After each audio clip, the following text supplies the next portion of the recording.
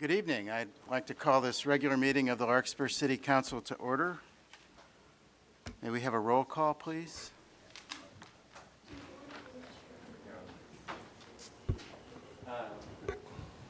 Councilmember Chu? Here. Councilmember Way? Here. Councilmember Morrison? Here. Vice Mayor Hilmer? Here. Let the record know that Mayor Harf's excused. All right. Would you please rise and join us in our Pledge of Allegiance? I pledge allegiance to the flag of the United States of America and to the republic for which it stands, one nation, under God, indivisible, with liberty and justice for all.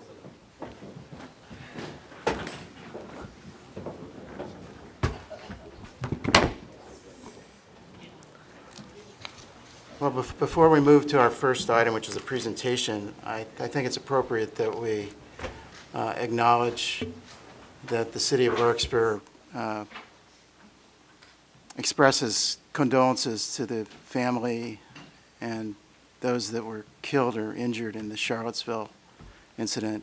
We think it's important to acknowledge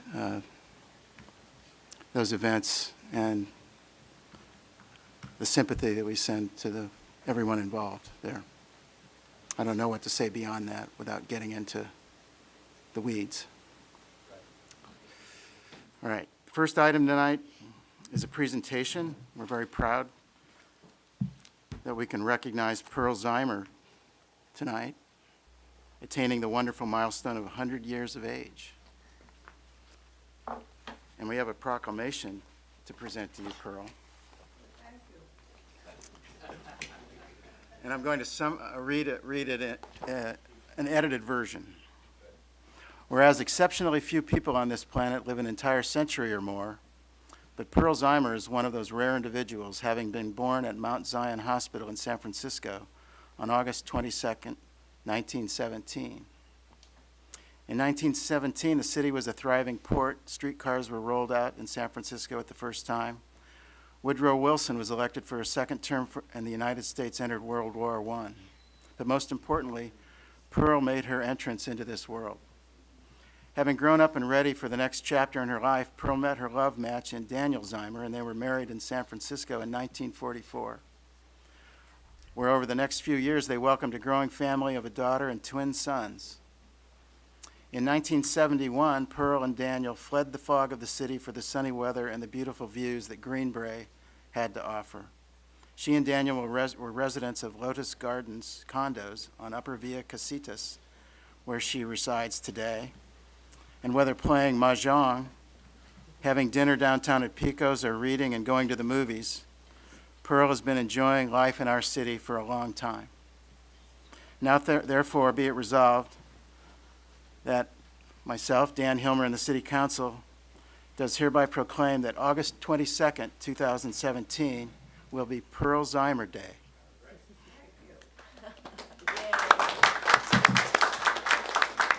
Is that your birthday?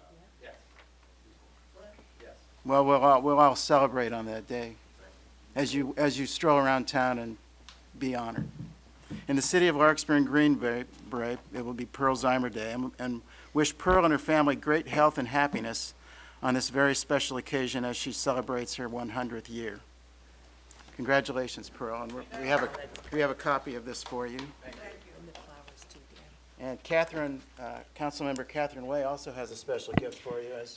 Pearl, wonderful to see you. We brought you as a gift some dahlias, because dahlias are the San Francisco's official flower, and the Dahlia Society of San Francisco is celebrating its 100th birthday also. In fact, this month. So we're going to give you a nice bouquet of dahlias. Thank you.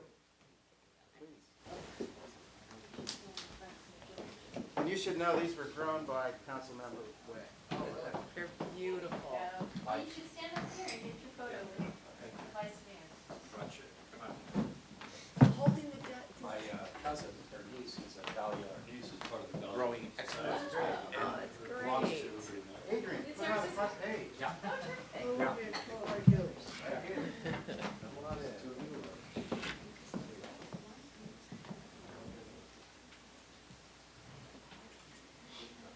She should hold her flowers. Thank you. Yes. Yeah, absolutely. Hold those beautiful flowers. One more, and everybody. With the twins and daughter. That's great. Yay, good job, Pearl. You're welcome. So nice to meet the family. The twins. What's that? I read your blog. Good. What a proud moment for your mom. That's really wonderful. Thank you. Congratulations, Pearl. Thank you. Congratulations. Thank you. Thank you all. Congratulations. Congratulations. Happy birthday.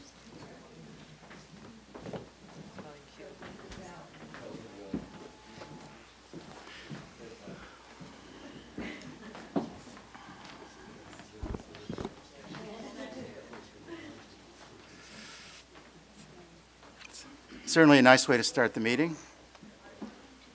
All right, the next item on our agenda is public comment. Is there anyone tonight that would like to speak on an item that is not on the agenda this evening? All right, seeing none, we'll move on. The next item is the consideration of approval of the consent calendar. I understand we need to pull item 4.7. Are there other items that the council members would like to pull for discussion from the consent calendar? No. Any members of the public want to pull an item for discussion on the consent calendar? 4.7. All right, item 4.7, please. Um, We'll have a brief. Yeah, Mr. Mayor, this is to simply note that the agenda description failed to describe this as a first reading, waiving of the first reading. The item needs to come back to you for a second reading when you can adopt it at your September 6th meeting. So we wanted to note for the record that that's the language that should have been present on the agenda. The item itself is otherwise substantively correct. So your action tonight would be to waive the first reading of the ordinance. All right, so the item should read, waive first reading and introduce ordinance number 1016. Can we include that with the other items on the consent calendar in a single motion? Or should we do it separately? I just suggest doing it separately. All right. Okay. Is there any further discussion on item 4.7? If not, I'll entertain a motion. I move approval of consent item 4.7. We're doing it separate, All right, right? this is, Could I amend that? Oh, Oh, yeah, I was going to suggest that we introduce and waive first reading of ordinance 1016. I'll accept the amended. all right. Thanks. There's a motion. Is there a second? I'll second it. All those in favor of the motion, please say aye. Aye. Aye. Opposed? The motion carries. May I have a motion for the approval of the remainder of the consent calendar? I'll make that motion. Is there a second? Second. All those in favor of the motion, please say aye. Aye. Opposed? The motion carries. The next item on the agenda is the city manager's oral report. Be very brief for you this evening. We only have a few items. First, as you're aware, the council voted to put the Larkspur road repair and essential services measure on the ballot. The registrar has assigned it the letter B, so it will be measure B on this year's ballot. And just wanted to make sure you were aware and the public was aware. We'll start to be putting information out that references measure B, so that folks have that point. You had asked that we do a follow-up resolution to provide some clarification, strengthening of the role of the oversight committee when and if Measure B passes. And before I bring that back to you, I originally thought I'd bring it back tonight or at the next meeting. We're trying to schedule a meeting of the Measure C Oversight Committee to go over that list with them and make sure that we didn't miss anything. So we'll bring it to you as soon as we've had that opportunity to engage with the current Oversight Committee. Also, just wanted to let you, the council know and the community know, we're out painting red curbs now. We're almost done. We had some wind kick-ups, a few of them. We've had a few folks maybe notice that a little red streak here and there. That'll get cleaned up, but we weren't anticipating some breezes that kicked up on us during some of the painting. Public Works is turning its attention to storm drains, so just a reminder, yes, it's August now, but it's not that far till we reach the rainy season again, and folks should be thinking about their own property and their own drainage on their property as well. And all parents already know this, but a reminder to the community that school's about to start. Kids are going to be back in, and traffic will be affected. Be thoughtful, be safe, and plan accordingly. So I'll leave it with that and turn it back to you. Questions of the city manager on his oral report? Councilmember Way. Actually, it's probably to Julian. I sometimes go on the online site to say that see a street light out and encourage people if they see things like that to make sure that Public Works knows. Would it be helpful if we know particularly congested storm drains to let you know in advance through that site, or does that matter?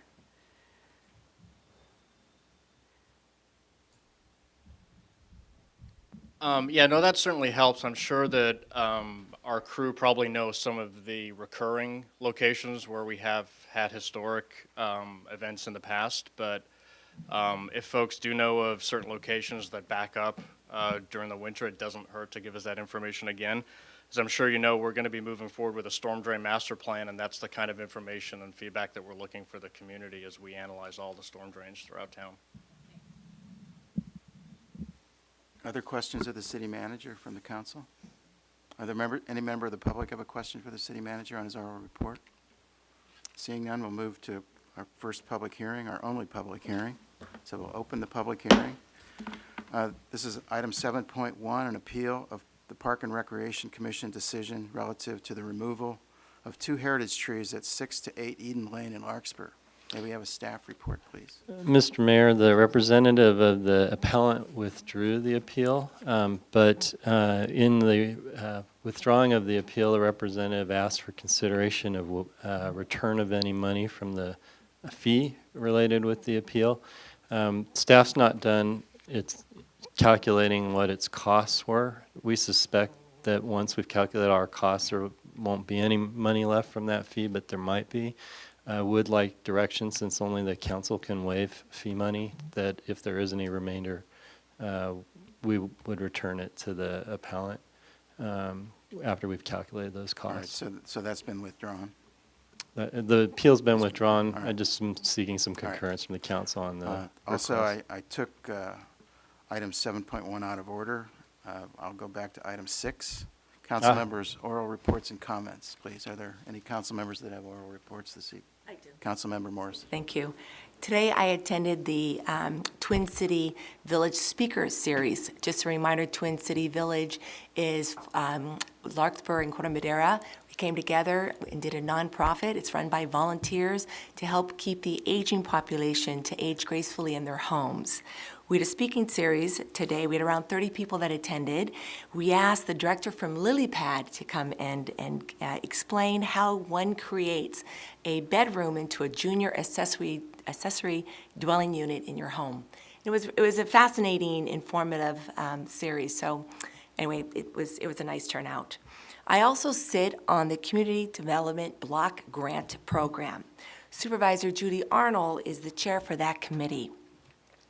We get the annual federal funds from HUD to maintain housing for the low-income individuals. This committee represents Upper and Lower Ross Valley, Richardson Bay, and West Marin. HUD's funding for 2017 and 28 is substantially under the grants request. It's been a sad turnout. So we do 2 basic categories. Home request. A home request grant would be, we only received 4 of them, from Ritter House or from Homeward Bound. The CDBG home request was for $1,684,000. HUD funding is only $579,000. Then we have a housing request, and those are for low-income individuals who may own an apartment or a condominium. We received six grants for that. The total was $405,000. HUD is funding $104,000. So our next meeting to discuss these grants allocation is September the 21st at 7 o'clock at the Board of Supervisors chambers. Thank you. And was there Yes. any thought about where they could make up that deficit within the county? We're always asking for HUD to give more. Yeah. This is just the start. It's just, it's as low as they're offering us. That's our current Yeah, good administration. question. Thank you. Other council member reports this evening? All right, we're going to move to our business items. The first is item 8.1, the Bon Air Bridge Replacement Project. Project option. Resolve what the Thank city you. manager had asked about whether we're going to Is refund the the. council comfortable with, we'll return any money after we've calculated our costs, if there is any to return? Yes. Yeah. Okay, just be good to get that confirmed. All right, thank you. Now we you. can move on, thank you. Thank you for that clarification. All right, may we have a staff report on item 8.1, the Bon Air Bridge Replacement Project options? Good evening, Vice Mayor, council members, members of the public. My name is Julian Skinner. I'm the Public Works Director for the City of Larkspur. And so tonight we have an update and a request regarding the Bon Air Bridge project that was before you earlier this year. On the agenda for tonight, I'm going to talk about what the requested action is tonight, talk a little bit about the history of the project, some of the actions that have been taken to date, and then talk about some of the options we have for moving forward, and then talk about what staff's recommendation is. So the request tonight is to provide us direction with moving forward or not with this project. And so the two move forward options have essentially boiled down to rebidding the project as it currently is, or doing a redesign of the project, going through those motions, and then at a later date when that redesigned project is ready to go out with a rebid at that time. And then the third option is simply to abandon the project, not replace the bridge. This is a bridge replacement project, so essentially abandoning the project would turn us into maintenance activities only on the bridge moving forward. So some brief history. So this bridge was previously determined to be structurally deficient, which made it eligible for federal funding. And then based on that structural deficiency, was eligible for replacement funding through the federal bridge program. And then analysis was done about refurbish the bridge or replace the bridge, and it was found that it made most sense to replace the bridge based on economies moving forward. And then there was an extensive public process that started in 2006. A design was decided in 2008, and then the design and the environmental process took place after that. Here's essentially in cross-section, if you were to take a slice through the new bridge, what it would look like. The bridge was designed initially, a lot of the preliminary design was done at the same time as the Doherty or the Arroyo Jalón Bridge, and so the concepts for the two are similar. This is very similar in aesthetics to the Doherty Bridge. It's also very similar in size to the Doherty Bridge. The Doherty Bridge is actually wider than this bridge proposes to be. But the other components, the sidewalks, the railings, the lights, are very similar to that project. There's the same scale, the cross-section of the Doherty Bridge, just coming in underneath that. So after we went through the process of doing the design and the environmental analysis on the bridge, as you remember, last fall we went out to bid to get construction bids for the Bon Air Bridge. We opened bids in January. We only received 2 bids, both significantly over the engineer's estimate. As we all know, construction costs had been rising in the Bay Area as contractors were busier and there was more work out there. So we anticipated the bids to come in a little over our engineer's estimate, but not to that extent. And so in March, we came before you with the 2 bids we'd received and a number of options. And at that time, we talked about potential savings if we were to close the bridge. Based on public feedback, it was determined that was probably not a viable option. And so at that time, the council took action to reject the 2 bids that we had received, and then directed us to come back with more information at a later date, and that's what we're doing tonight. So the options, as we described back in March, were to accept a low bid. It's obviously not an option anymore. We already rejected the bid, so we're moving forward. So we're left with rebidding the project as it is, revising the project hopefully to reduce costs, and then rebidding again or abandoning the project. Go into these in a little bit more detail. Rebidding as is essentially taking that same packet that we went out to bid with, the same project, the same parameters that we bid last October, and simply rebidding it again this year. There are a number of ways we could revise the project to try and reduce the cost. And so the first thing we did look at last time was based on the contractor feedback, where they identified a couple of factors as the main items that drove their prices so much higher. One was the environmental conditions. They have a very limited work window based on the Ridgeway rail and the steelhead trout that are adjacent to the bridge. And then also the requirement to keep the bridge open during construction adds construction time. But based on public feedback and council direction at the last meeting, we've eliminated those options from future consideration. So now what you're looking at is basically the design of the bridge itself and changing that. And so we've had a lot of questions about what if you just make the bridge narrow, or do you really need all of the bike lanes and the sidewalks? Well, it's important to note that the bridge as it currently is the result of a public process that arrived at all of those components on the bridge, the bike lanes, the sidewalks, the shoulders, and that's the project that went through the environmental analysis and all of the permitting. So any changes to that require a step back and going through all of those processes. And as noted, the bridge is very consistent with the Doherty Bridge. Overall, if you add up the width of the sidewalks on the bike lanes and what's proposed on Bon Air versus what's on Doherty, we're only 2 feet wider in those amenities versus what was approved for Doherty. And again, there's very limited savings associated with simply shrinking the width of the bridge. You still have the 8 piers in the water. You're still working in the water as much. You're simply a little bit less concrete on top, and it does not in of itself significantly reduce the project cost. So then what you're looking at is a more substantial redesign of the bridge to try and reduce the costs. And again, the bridge design did go through a public process. We arrived at both the aesthetics and the configuration of the bridge now through a number of public meetings. And once we arrived at that configuration, there was also a 2010 peer review or value engineering study that looked at where we landed and kind of took a step back and said, are we going in the right direction? Did we land on the right bridge? And an independent consultant and contractor and a UC Berkeley professor looked at everything we had done and concluded that based on the parameters, the public feedback, and what we wanted out of this project, we had the right type of bridge and we were heading in the right direction. And as mentioned before, if we are to redesign the bridge to try and reduce the costs and come up with a different style of bridge, we're looking at new studies, new environmental review, new permits. And so while there likely is a cheaper way to build a bridge and cheaper bridges out there, we can't ignore the cost of doing the redesign and doing the public engagement, and all the environmental would take chunks out of that potential cost savings.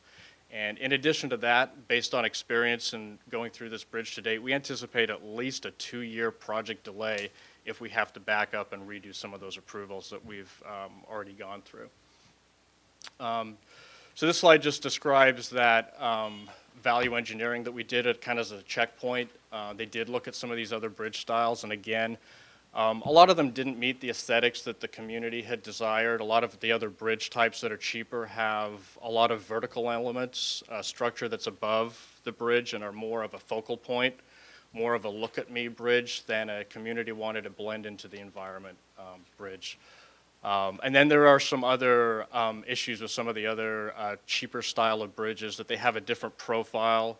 We're trying to match the profile of the existing bridge because we've got clearance underneath for flood storage, and then we've also got conforms And we've got buildings at both ends of the bridge that are very close to the right-of-way, and so we've got to be careful not to adjust the grade of the road too much with a different style of bridge, or we start getting into property takes, and that makes the environmental process more complicated. So again, just to go over the options in a little bit more detail. So the project as bid included 2 temporary trestles so that we could keep the road open.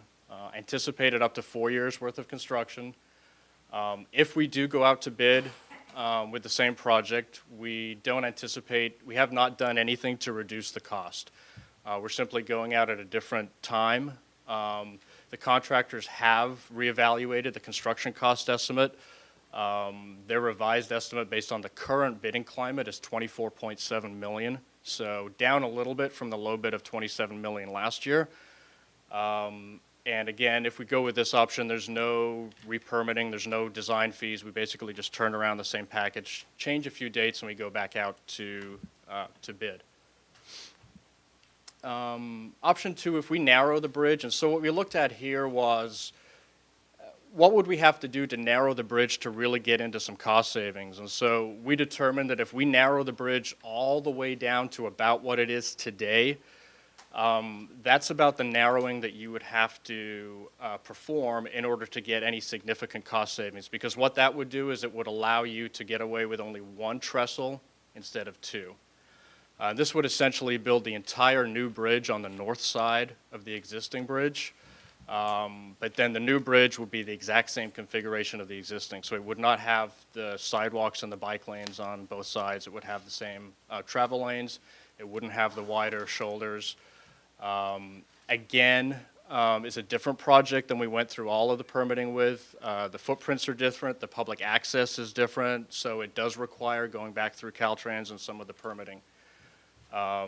It probably has a construction cost savings of about $3 to $4 million, but again, we have to weigh against that the cost of re-permitting, redesigning, and then going back out to construction. And then again, this is not something we can turn around and go back out to construction now. This also has a delay to go back through all of those processes. Alternative bridge alignments. So when we were before council in March talking about different options. Some members of the community then followed up with some design ideas that they'd seen elsewhere and for other projects. And one of the ones that came up was, again, with a desire to keep the bridge open during construction, was if we built twin bridges on either side, 1-lane bridges on either side of the existing. We have looked at this. Again, there's a cost savings there. It could potentially be cheaper than the bridge we're proposing. But again, it's a completely different project, and it triggers the re-permitting and the redesign, and it pushes the project down the line. And we're not sure that when we go through all of that and we do the redesign and the re-permitting, that at the end we're going to have any real net savings when you look at the construction cost savings and the additional costs of going through that process to get it ready for bid again. And so the other option, these are actually slides that came into emails that came into Public Works with people who had seen other bridges that had much smaller dollar tags on them than the bridge we're looking at. A lot of the prefabricated bridge ideas that we got in were for bike and pedestrian bridges. And again, I think some of the thought in the community was let's keep the bridge as it is for the cars and let's just build a bike bridge next to it. That solves the bike and ped issue. It doesn't solve the fact that we've got an old deteriorating bridge that's going to be a maintenance burden moving forward. That being said, there are also prefabricated bridges and cable stays and suspension bridges and truss bridges, other styles that construction dollar-wise can be cheaper than the bridge that we have. But again, it's a complete redesign, and it is a do-over of a lot of the process. These bridges here are nothing like the community feedback that was received as we went through the design development for this project. So some of that process would need to be started over again.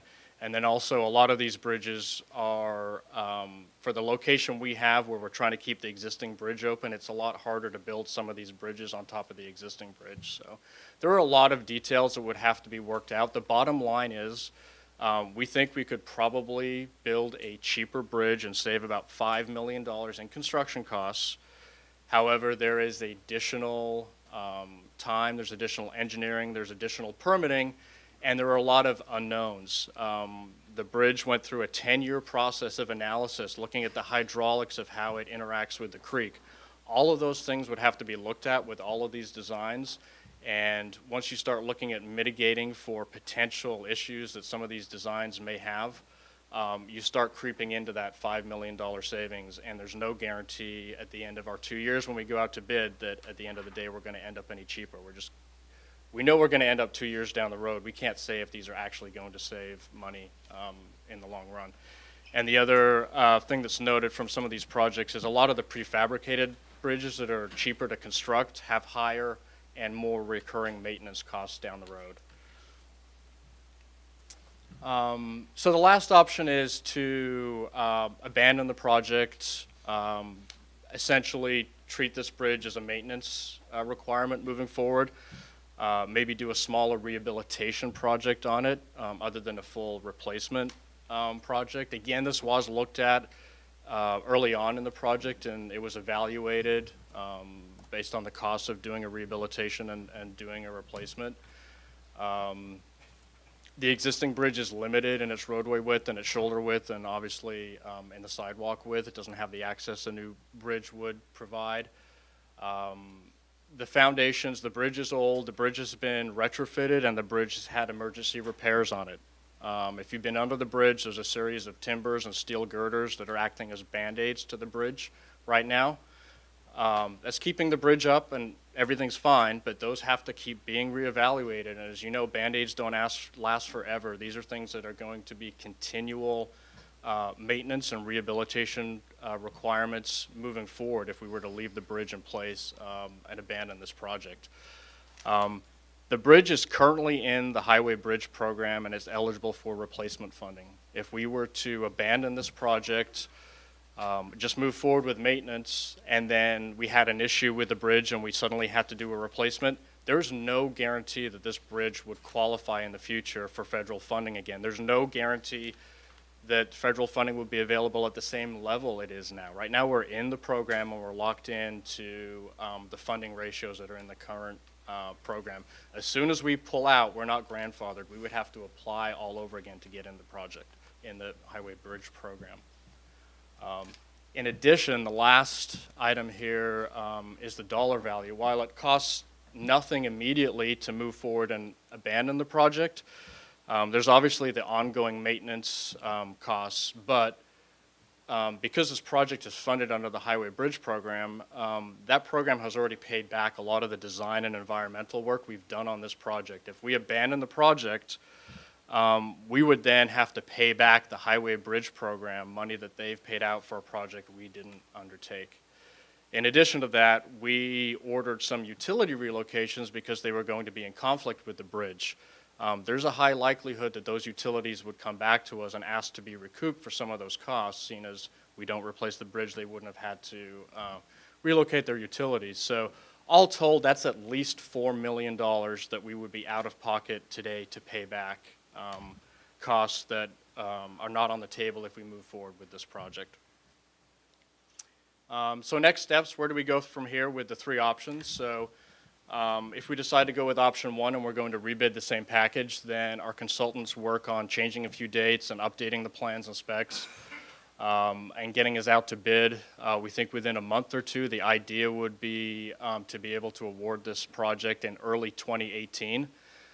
And then have a contractor start in spring of next year with the construction.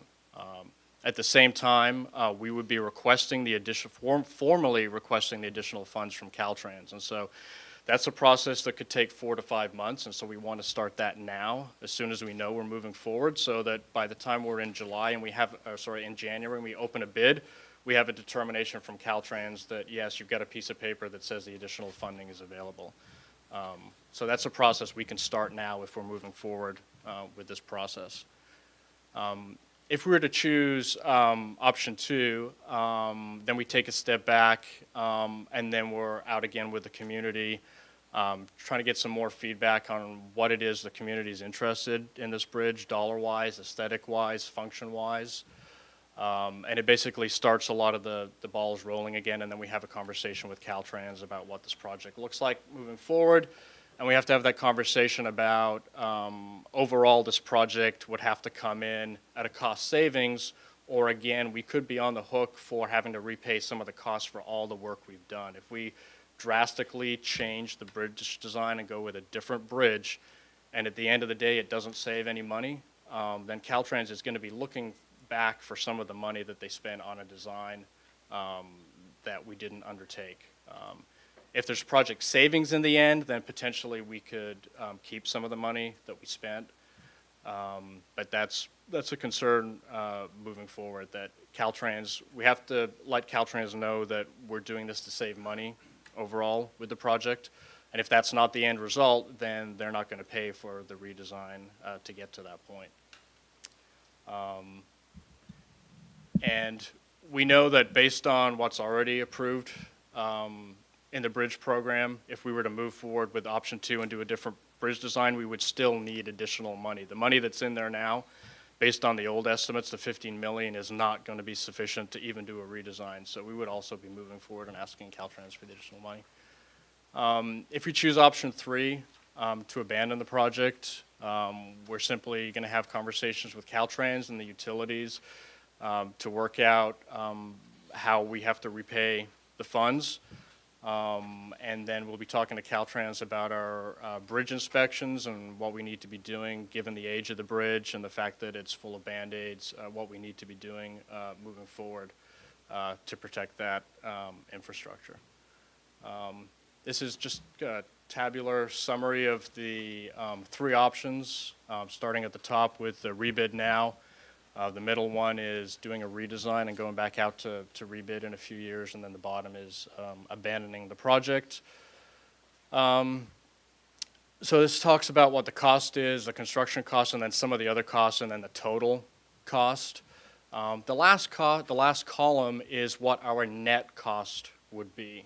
So looking at this last column, if we were to rebid the project now, our fund would be 3.6 million of the total. Again, the project is primarily funded by the Highway Bridge Program that funds about 89%, 88.5% of the project. So of the 31.3 million, that's the total project. So that's the expected low bid plus a contingency allowance and plus a construction management for the supervision of the contract. That's the total all-in cost of the bridge. Our total cost would be 3.6 million. If you look at the next option, which is to redesign and go back out to bid, the overall cost to us is not that much different. It's 3.5 million. One of the reasons for that is Caltrans don't reimburse design at the same ratio as they reimburse construction, so we don't get as much of the future design cost back as construction, so that ends up costing us 3.5 million net. And these are additional funds beyond what's been spent today. This is just looking neutral from today, moving forward, what the cost would be. And then the last row is the abandoned project, which we've already discussed has at least a $4 million tag to the city at the moment, depending on to the extent at which we have to pay back the utilities for their relocations. So based on those factors, it's staff's recommendation that we should rebid this project this fall as is, the same project that was bid previously, keeping the road open throughout construction as was originally the intent. And again, these are factors that are outlined in the staff report as to why we arrived at this conclusion. Mainly is due to the public process that got us to this point, the input we had to end up with the configuration and the aesthetics of the bridge. And also the fact that as much as we look at different bridge designs, the driving costs that are making this project expensive are the environmental conditions. No matter what type of bridge we put in there, a cheaper style of bridge, cheaper construction, the contractor is still going to have the same environmental conditions that are going to drive that price up and negate some of those cost savings you might expect from a cheaper bridge because they're working in a higher risk environment. And again, If we don't rebid at this time and we do something different with the bridge design, we're looking at about a 2-year delay in the project. That requires us going back through environmental, back through the permitting. And there's a lot of costs that are unknown. At the moment, we're dealing with looking at what the costs of the other bridge types are. There are costs that we don't know if we were to choose another bridge design and go down that path. There may be things that are triggered by that different bridge design that require retaining walls or some other mitigation because of the profile and the elevation relative to the creek. So yes, there are less expensive bridges, but we cannot definitively say that there's a less expensive project out there at this time. And again, we don't consider abandoning the project a good idea.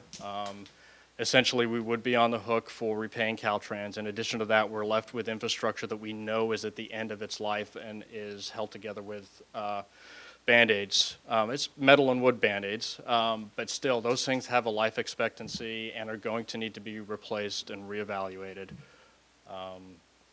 And then, based on our preliminary feedback from Caltrans, it's our understanding that the request that we will be making is consistent with other requests that they have approved in the past. So we've already been out to bid.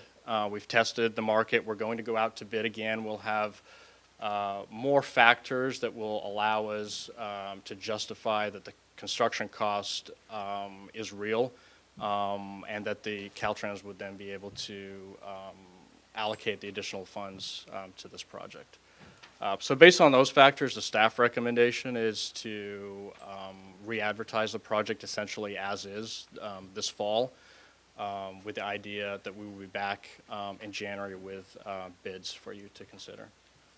So that's the conclusion of the staff report. I'm available for questions. Are there questions from the City Council? Councilmember Morrison? Julian, once again, thank you for a very thorough presentation. Just a couple of questions. How do you know that when we go out to rebid, we only got 2 contractors last time that did the bidding? How do you know more contractors are going to come and want to attempt to make the bid to you, to the city? So we never really know. If I did know, I could probably make a lot of money at another job. But we have consultants who are kind of on top of what the construction climate is. They basically have been talking to contractors, looking at the environment for how busy contractors are, how attractive projects are. We know we only got 2 contractors last time. It's not a very good turnout. It's not atypical of this area and recent times. But given that history, we'll be making more of an effort to get out there and talk to some of the contractors, make sure they're aware of this project, talk to some of the local contractors who may want to team up with some of the other contractors.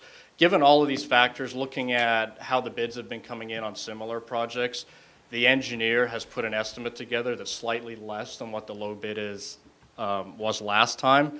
The general rule is the more contractors you can get to bid on the project, the lower bid you're going to end up with, and so that's what we'll be focusing on. Again, there's no guarantee, but based on the trends that we're seeing, what we're hearing feedback from the contractors, prices have certainly not gone up. They've plateaued, if not dropped a little bit. And what are you hoping for? How many? What's the perfect So, scenario? in the good old days, you would get anywhere from 6 to 10 contractors. I think on a project that's this size and has some of the requirements that the contractor has to have drilling experience, you're not going to get as many as you would on, say, a paving project. And so I think anything more than 2 we'd be happy with. I think if we got 4 or 5 bidders, that would be kind of beyond our expectations. Okay. And then in one of the slides, you crossed off the clapper rail and the trout, the steelhead trout? Yes. So is that no longer, I didn't follow that, is that no longer a concern? No, it's, so what I was trying to explain with that slide was that the contractor's feedback was that these were the 2 biggest factors that were driving the prices high, was the presence of the federal and state protected species and also the requirement to keep the bridge open. And so we have looked at if there's any way around any of these 2 things, and the answer is no, those things are there. We're stuck with them. The public feedback was we need to keep the bridge open, and then the feedback from the feds and the state was unless it's an emergency, you've got birds and fish, and they need to be accommodated in your Okay. design. So- And then rumor has it that the clapperrail nest has not been touched for 2 years. And if one more year goes by without nesting, then we can remove the nest? Is that a true fact? So I don't know about that part. What I know about the clapper rail is that it has not actually been at the site for the last 2 years. So they do surveys every year to see if the bird is nesting. It has not been nesting the last 2 years that surveys were done. But that doesn't mean you're off the hook. Because it's essential habitat for the bird, you still have to assume it's there until you can prove it's not. So what we'll do is we'll be doing a bird nesting survey in January of 2018. If it turns out the bird is not there, then it just lets you work a little bit sooner in the construction year rather than waiting until September 1st. But just because the bird is not there doesn't mean that we can move forward. Every year we have to do these surveys and prove year after year that it's not there. Great. All right, thank you. Other council member questions? Councilmember Way and then Councilmember Chu. So Julian, I'd like to go back to Councilmember Morrison's first question and just ask an additional part to it. You, in the next steps, option 1 is request additional funds from Caltrans, and you explained where you see that sitting. Now, I understand that, and that we've had more public process, and we've also analyzed that closing it is not viable in our community. But then on staff recommendation, you say preliminary feedback from Caltrans is that additional federal funding would be available. So can you kind of explain the federal versus the state, or whether it all comes from the feds into the state? I don't know where the budget piles are. Right. So it's actually all federal funding. Where it may get confusing is that all federal funding comes through Caltrans, which is obviously a state agency, and so sometimes I may say Caltrans, but ultimately it's all federal FHWA, Federal Highway Administration, bridge program money. Basically, you make a request to Caltrans, they send it up through their channels, and when they're okay with it, they send it to FHWA for approval. So it's technically all federal money in the project. Okay, that makes it more clear for me. The second question I had was, I've had constituents ask me about the governor's new road and bridge repair project, budget that was put out and signed in April, and whether we would qualify for any of that additional funding. So for this project, unless there's something different in that act that I have not seen, you cannot use federal money for your local match. So the 3.6 or whatever, the portion that's the city money has to come from another source other than federal money. Okay, thank you. Councilmember Chu. Yeah, in going back to Caltrans for getting the additional funding, do you have enough information, or can the council help you collect feedback from other public agencies who have already informally stated that they didn't want the bridge closed? Because you have County Marin, the healthcare district, Ross Valley Paramedic, and I can't remember if Kentfield Fire and Ross Valley Fire had chimed in on this.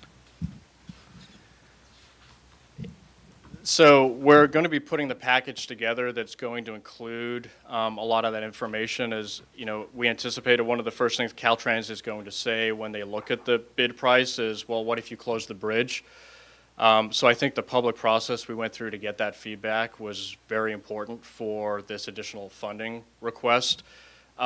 We have received emails from the public and from the Paramedics Authority about their concerns over closing the bridge. At this point, we'll be compiling information as exhibits to that request we turn into Caltrans. Can't say I've looked at the whole package yet to determine where we are and if there's going to be any supplemental information, but that's a conversation that we'll have and something we'll look into before we send that in. And it may be that Caltrans comes back and asks specifically for supplemental information also. Okay.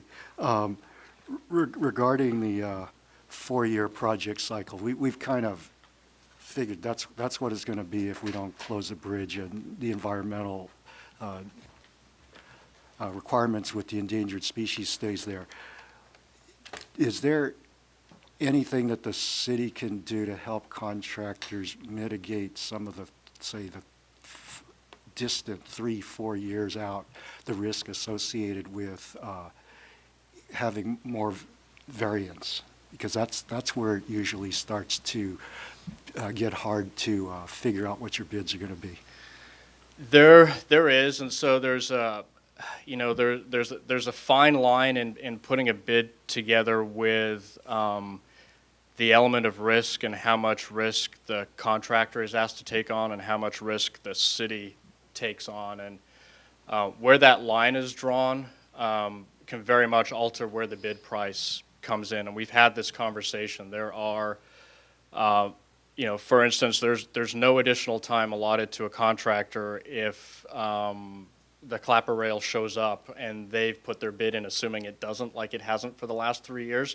That's a risk the contractor can take in their bid and potentially submit a lower bid, taking the risk that the bird is not going to show up. The more bidders you have, the more contractors you have, the more likely you are to have a bidder who's going to take some of that risk and lower their bid price to get a project.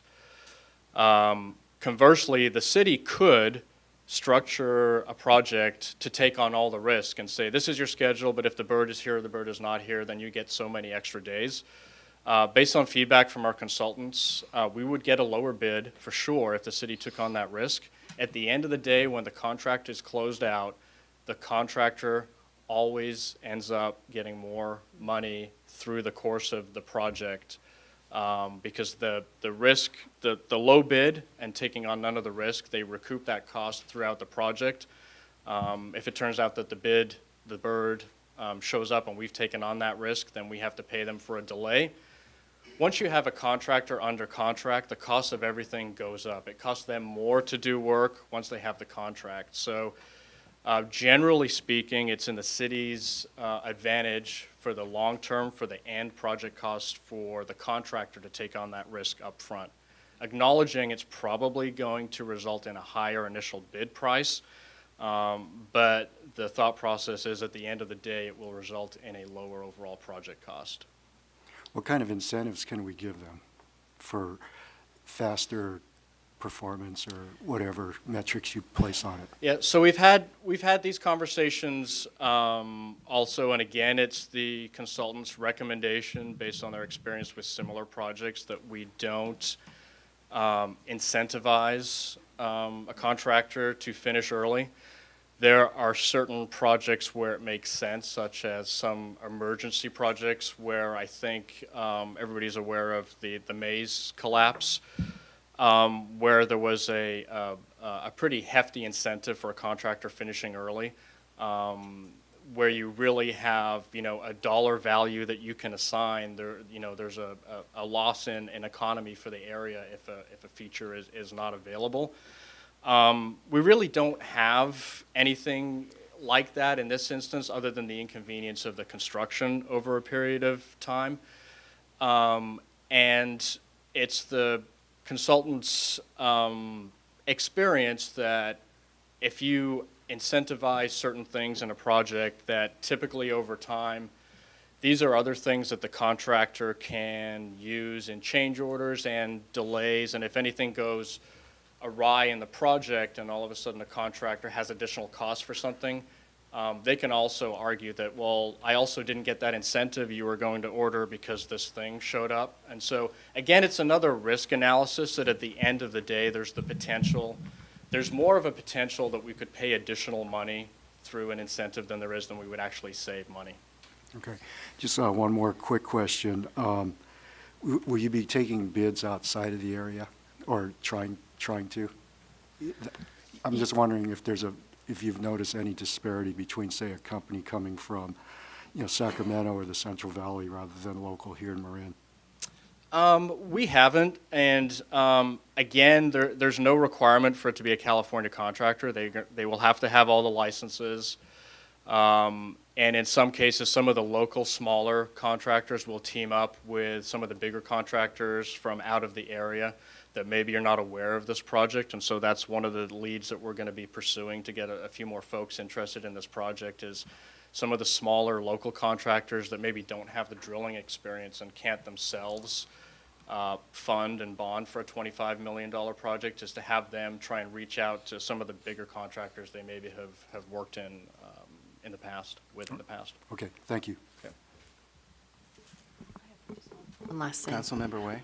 Are there any additional expenses that we will be incurring because of the utilities being rerouted, or is that a completely done portion of this project?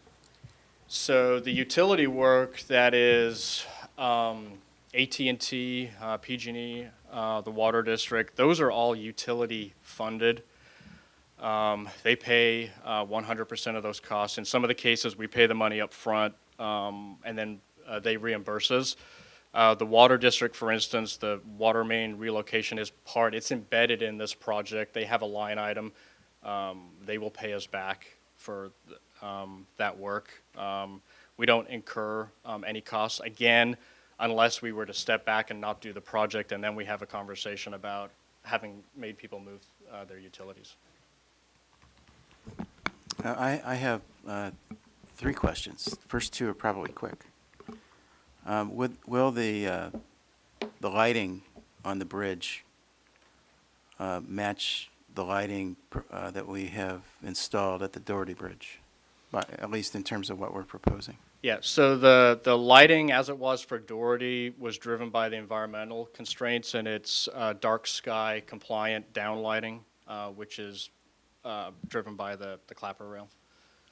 I just wanted to point that out because it would be different than what is shown in the sketches and the illustrative material. Right. Second question, may the council revisit the color of paint items on the bridge so that we're not necessarily having to match what was done on Doherty Drive?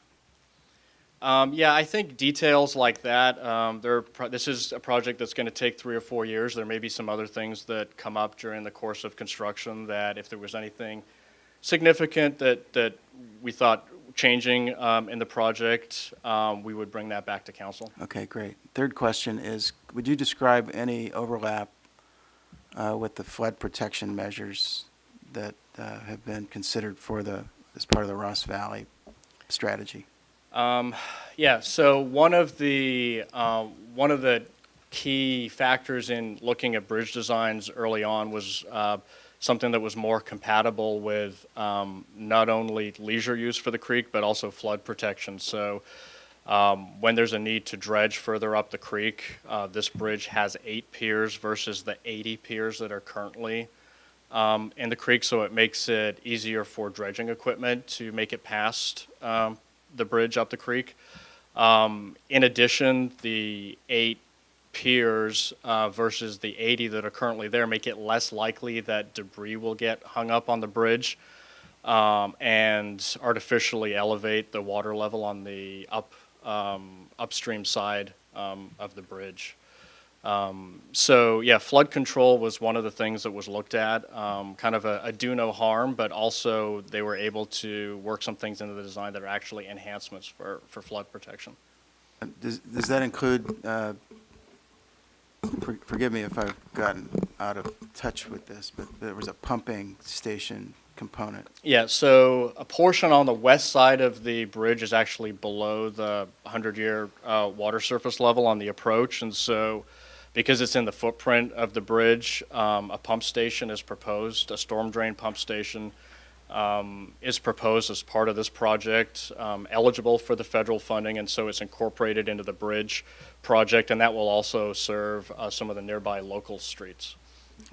Mostly in the Hillview neighborhood, Correct. Is that correct? All right. Thank you. Are there other questions from the council on this staff report? Thank you. That was a very thorough report. Are there members of the public that would like to ask questions or make comments on this agenda item? Yes, ma'am. Please step to the podium there. Give us your name and where you live, please. Hi, I'm Tamsin McCracken. I'm on Francis Avenue in Murray Park. Thank you, Julian. I just have a couple of comments and one question. One, I find it kind of bizarre that Marin General Hospital gets to do pile driving nine or 12 months a year when we can't make any noise building a bridge that's 100 yards away. That's just a comment. Personally, I think the bridge is over-designed and it's not going to match Bon Air on either side. But at this point, fine. build it if you can find the money. Catherine had a good question regarding the new state gas tax money and whether or not Larkspur would be entitled to any of that for bridges or roads. And I think Julian's response is we're not entitled to any new federal money. Well, I think it's state money. So I was a little confused by that. And not just for Bon Air Bridge, actually, but for roads in general. And then lastly, this is my question. Apparently I've become a little bit famous, thanks to Adrian, for Magnolia Avenue lanes. And people ask me all the time, when are we getting our lane back? I assume since it's tied to the bridge that it'll happen whenever the bridge gets done, but I'm just asking the question. So that's it.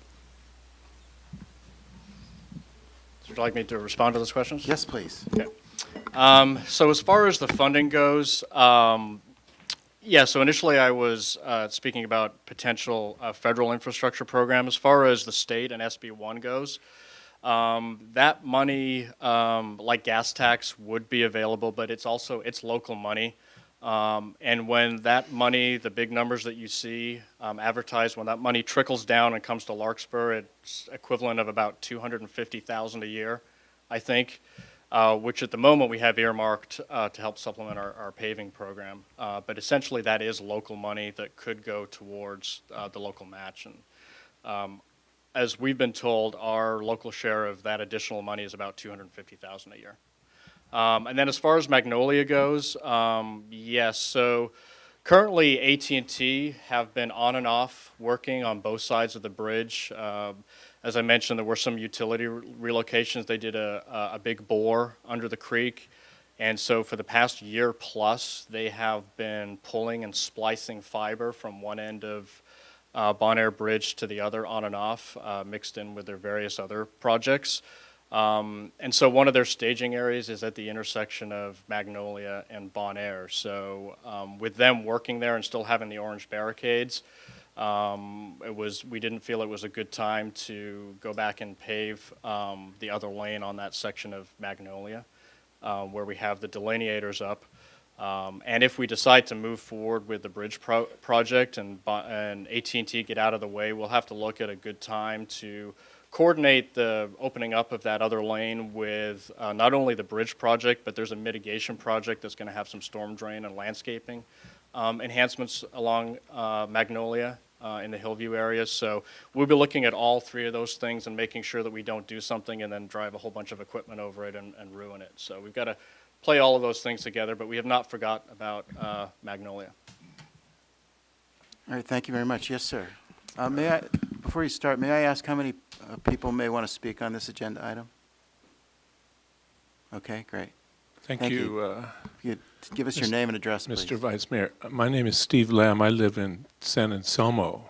And thank you for taking my comment. I support the staff recommendation, and I'd encourage you to do the same, especially related to the bicycle and pedestrian features of the bridge. In fact, I rode my bicycle here from San Anselmo, and I went over the bridge. And the whole idea of complete streets is part of the reason that the design is what it is. That's a state act that was passed a few years ago, and this council passed a resolution for complete streets. So I think doing anything to reduce those features would be counter to the complete streets policy. And lastly, I'd like to express my appreciation for the Public Works Director and his staff for the work that they've done on this project. Thank you. Thank you very much. Other members of the public that would like to ask questions or make comments on this agenda item?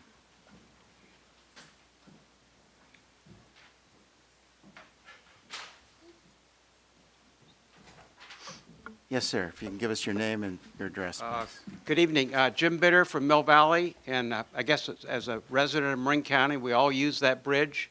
I had my tonsils out in that hospital a long, long time ago. I just heard complete streets again. Plan Bay Area, SB 375, OBAG, One Bay Area grant money, transportation money, the carrot you need to build the complete streets. I think you should tell the public that one of the reasons you're doing stuff to Magnolia is because of complete streets.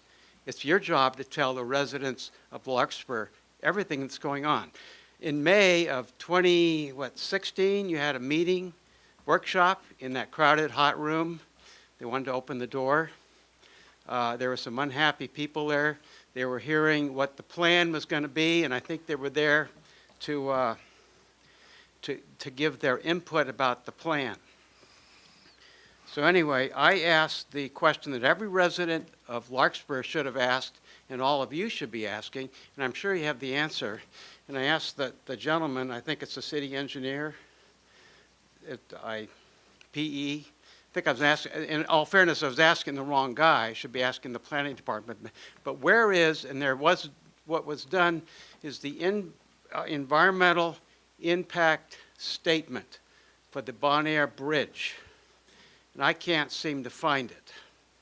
So I'm sure all of you know, because all of you are versed in NEPA, the National Environmental Policy Act, that statute, and it's codified in 1500 to 1508. It's all the procedures around the environmental impacts when federal money is spent in conjunction with state money, which is the CEQA. The CEQA law, NEPA law, they work, there's a process of coordinating those two things. But in all through that, I'm sure all of you have read NEPA. Have you, or? I'm not allowed to ask you questions, but you should have read it because all through there, early on in this project, the city of Larkspur, the county of Marin, state of California, every agency, federal agencies who are worried about the fish, all participate in the environmental impact statement that identifies the impact and the mitigation early on in the process. And I can read you this thing, it's fine print, but I can't. Pardon? We can do it in 30 seconds. Yeah, this bridge has taken how long? I mean, 30 seconds. Well, I want to give everybody the same amount of time. Right, so my question is, I asked the gentleman, there is an environmental impact statement. It's like the building permit. You're asking if that exists? There's an environmental assessment you can do, but if there's no environmental impact statement, they have to address that in writing why that wasn't done. And to me, there's a giant human impact on this bridge to the residents of Larkspur. There's a giant economic impact to the lovely people that live in Larkspur.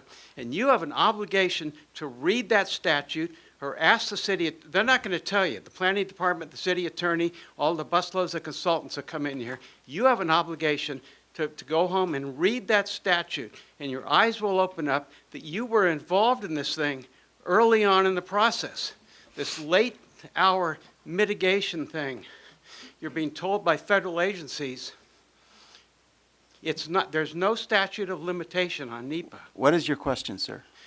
Is there an environmental impact statement for the Bon Air Bridge? There are environmental documents, yes, sir. That wasn't the city question. the city manager. I'm sorry, can- that wasn't the question. Yeah, Mr. I'm asking the city council now. I'm not asking the staff of Larkspur. I'm asking the city council. And you're going to get an answer, and I'm going to ask the city manager to answer your question to the council, and then I'll tell you what the answer is. Okay, thank you very much. Thanks for the extra time. You're welcome. I applaud you for all your service. It's, long hours, but you should know that. You should have known that a long time ago. We're very aware of it. We thank you for your comments. City manager, please. For the benefit of the public, there's a box on the webpage for the city on its homepage that says search. I typed in Bon Air Bridge. The 10th result, which is the last result on the first page of the search, is the Bon Air Bridge Replacement Project Initial Study. So it is up on our website, and invite the gentleman to read it. The answer to your question is there are environmental documents. It's in the form of an initial study, and it's available on our city website.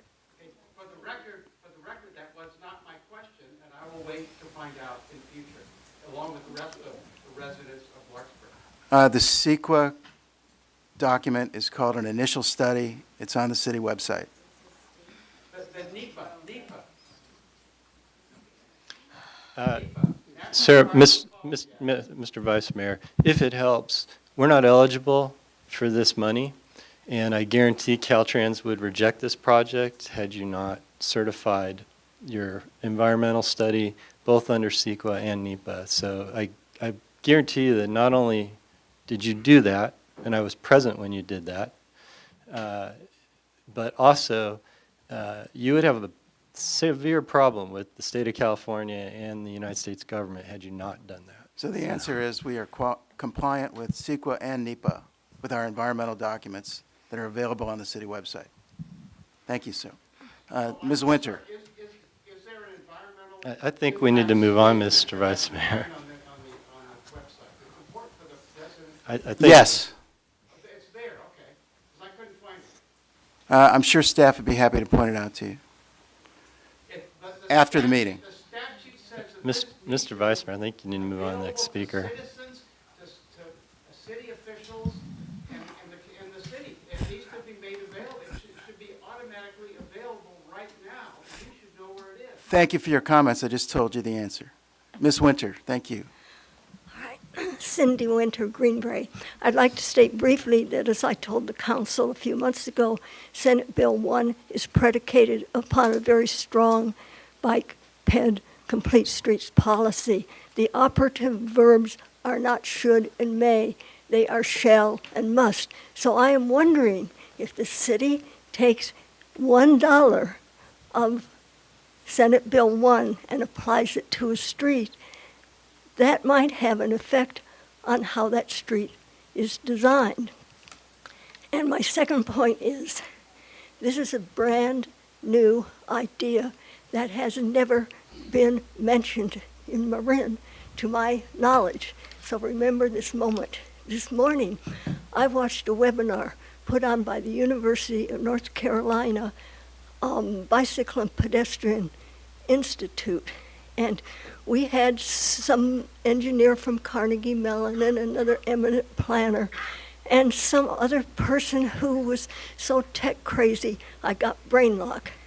At the end of this webinar, I decided that the technology is not good for cyclists and pedestrians. Automobiles are quite competent now in recognizing when an object is another automobile. They're at about 87%. Pedestrians don't do as well. They can be recognized maybe 2/3 of the time. Bicycles are recognized only 57% of the time, and that is because they and the pedestrians are very erratic compared to the passive travel of automobiles. And the idea now is to outfit cyclists with radar and LiDAR and cameras and computers and IMUs and all these fancy devices, miniature, within the bicycle frame.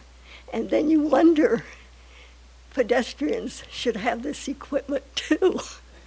And I came away thinking, enough already, keep it simple, stupid. And some friends and I were thinking that it would be much simpler if we just had really good, ordinary pedestrian and bicycle infrastructure that would be completely separated from the traffic. And this is not here now, but it's coming. And the first automated vehicles will be semi-autonomous, and it will be all the human drivers too. It's going to be chaos on the roads for about 10, 15, maybe 20 years. This is happening.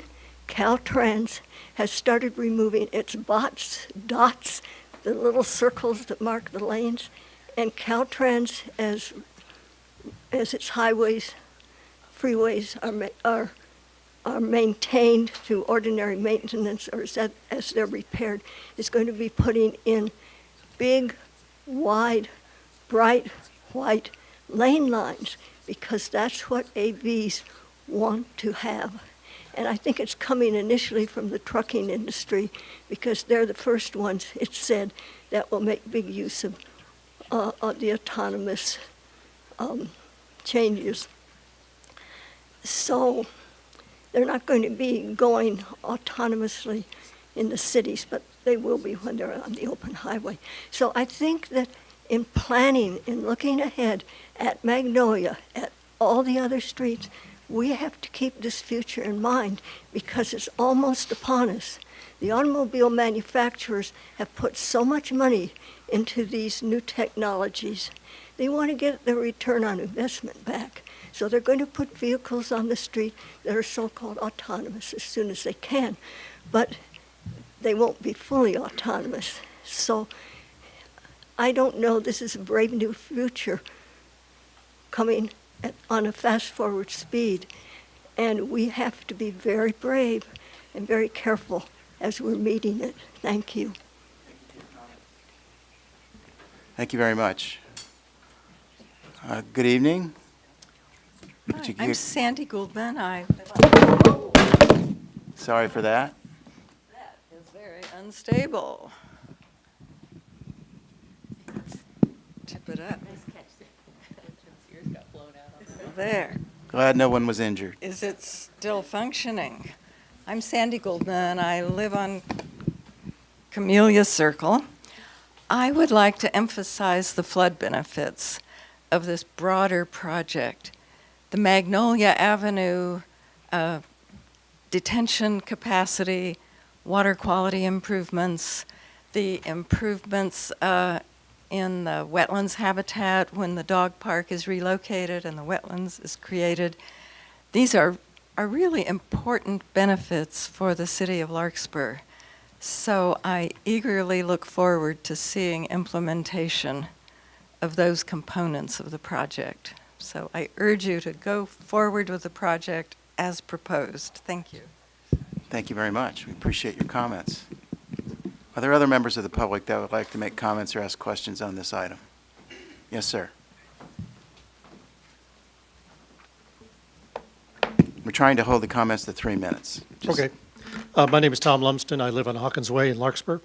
I understand the environmental restrictions that affect the time of the year and what can be done for this project. And I also understand the public's desire to have the bridge open during the whole time process of now 4 years. What I'd like to understand is when we say bridge open, what exactly does that mean in terms of vehicular traffic and how easily can traffic flow? Is it one lane of traffic that has to be controlled, or is it free-flowing? What happens during non-work hours versus work hours? Thank you for your question. I think the Public Works Director can answer that. So bridge open for the most part means there will be one 10-foot wide travel lane in each direction for vehicles. That's the minimum for traffic, two-way traffic. And then there will be one pedestrian pathway 5 foot wide for bikes and peds through the bridge for the most part. There will be occasions where the contractor needs to move equipment or do some other part of the work that would require him to be close enough to the bridge that we would eliminate one of the lanes that's closest to where he's working. And then traffic would be under reversible one-way traffic control. They will be restricted to not do that during commute hours. So typically, if they have to close something down and just have one lane back and forth on the bridge, they have to do it between 9 and 3. And it can't be an every day, it's easier for us to do it. They have to have a traffic control plan that explains why they need to do it. It has to be necessary for their work. So for the most part, it will be two very narrower lanes and then one combined bike and ped. There are 3 proposed full closures of the bridge. Even though this is the bridge open alternative, there are certain things you can't do with traffic on the bridge. And so they're building the bridge in 2 halves. When they bring the big girders in, these are precast concrete members, basically the lengths of the bridge. When they bring those in and position them on top of the piers that are in the water, we will not be able to have any traffic on the bridge. It's simply too dangerous of an operation to have people around. That has to happen twice, one for the north side of the bridge, one for the south side. We'll be working with the contractor on a schedule. It's envisioned that would either be one complete weekend, so after Friday commute, all the way through the weekend to just before the Monday morning commute, work around the clock to do that work, twice, one for each side of the bridge, or they would do it between 9 and 3 for a full weekday. That's something that the contractor proposes to us, and we take a look and see what the traffic impacts might be. And then there's one other additional closure that's, bridge closure that's required for the actual bridge closure pour. So we're building the bridge in 2 halves. There'll be a little gap in the middle, so at some point they have to come in and reinforce and construct the piece that's right down the middle of the bridge. When they do that, there won't be able to be anybody else on the bridge either. So other than those 3 distinct locations, that'll either be 3 distinct weekends or 3 distinct weeks, the bridge for the most part will be open 1 lane in each direction. Yeah. Can we do it after public comment? Oh, of course. I still got Julian. Okay. All right, yes, ma'am. I'm afraid to touch this thing. Okay. Is that okay? Sure. Okay, I apologize, I was late. I had trouble finding parking. If you could give us your name and where you live, please. In Green Bay, my name is Cynthia Jackson, and I live in Green Bay, behind the hospital. I guess, and you may have covered this already, and I apologize if you have. My biggest concern and the residents around me is I don't understand the bridge closing, except for what you said, but my biggest concern is emergency services, i.e. the fire department, police service. I mean, if the bridge is going to be closed, I'm hoping, and I'm sure you have, this may sound redundant, researched the impact it's going to have in saving lives. I mean, that is a crucial, crucial point. And then the other question I have, I know there's environmental studies done. What about all the businesses up in Larkspur where people do normally take the bridge? Like when I found out this may happen, my business accounts at West America Bank and the restaurants I usually go to, I'm probably going to avoid them. So I'm sure a lot of businesses will be impacted, and that's an economic loss as well. So I'm wondering if you figured out some way to, I don't know, if you figure out a way that these impacts won't be detrimental to our neighbors and our neighborhood. Thank you. I know the keep the bridge open strategy is to minimize those impacts, but I appreciate your comments. Yeah, again, I'm not sure if the question was thinking that the bridge was going to be closed throughout construction. So you mentioned you walked in late. So the staff recommendation is to move forward with a project that keeps the bridge open as it was initially advertised. There are 3, however, unavoidable instances where we need to close the road for limited durations. This is not a condition that contractors are not used to. This is something that happens every day in construction. For the most part, we keep roads open and have traffic control, but a lot of projects have occasions where we have to have detours. Our contractor will be required to come up with a detour plan. We'll have a lot of public outreach so that for those limited times when the bridge is closed, we'll make sure we get the word out so people have an opportunity to make alternate plans during that time. And are there any comments regarding emergency services for those limited times where the bridge has to be closed? Again, that's to be evaluated. It's something that we'll certainly talk with our emergency partners with. There essentially are 2 options. One is that there's a detour that's approximately an 8-minute detour that if we do the outreach and everybody knows that in advance, that's one option.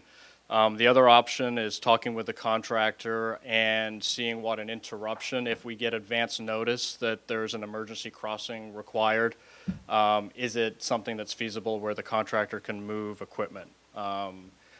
It kind of depends on what they're doing. If it's physically impossible because there's a concrete girder across the road, then there's nothing we can do, and the 8-minute detour is the only option.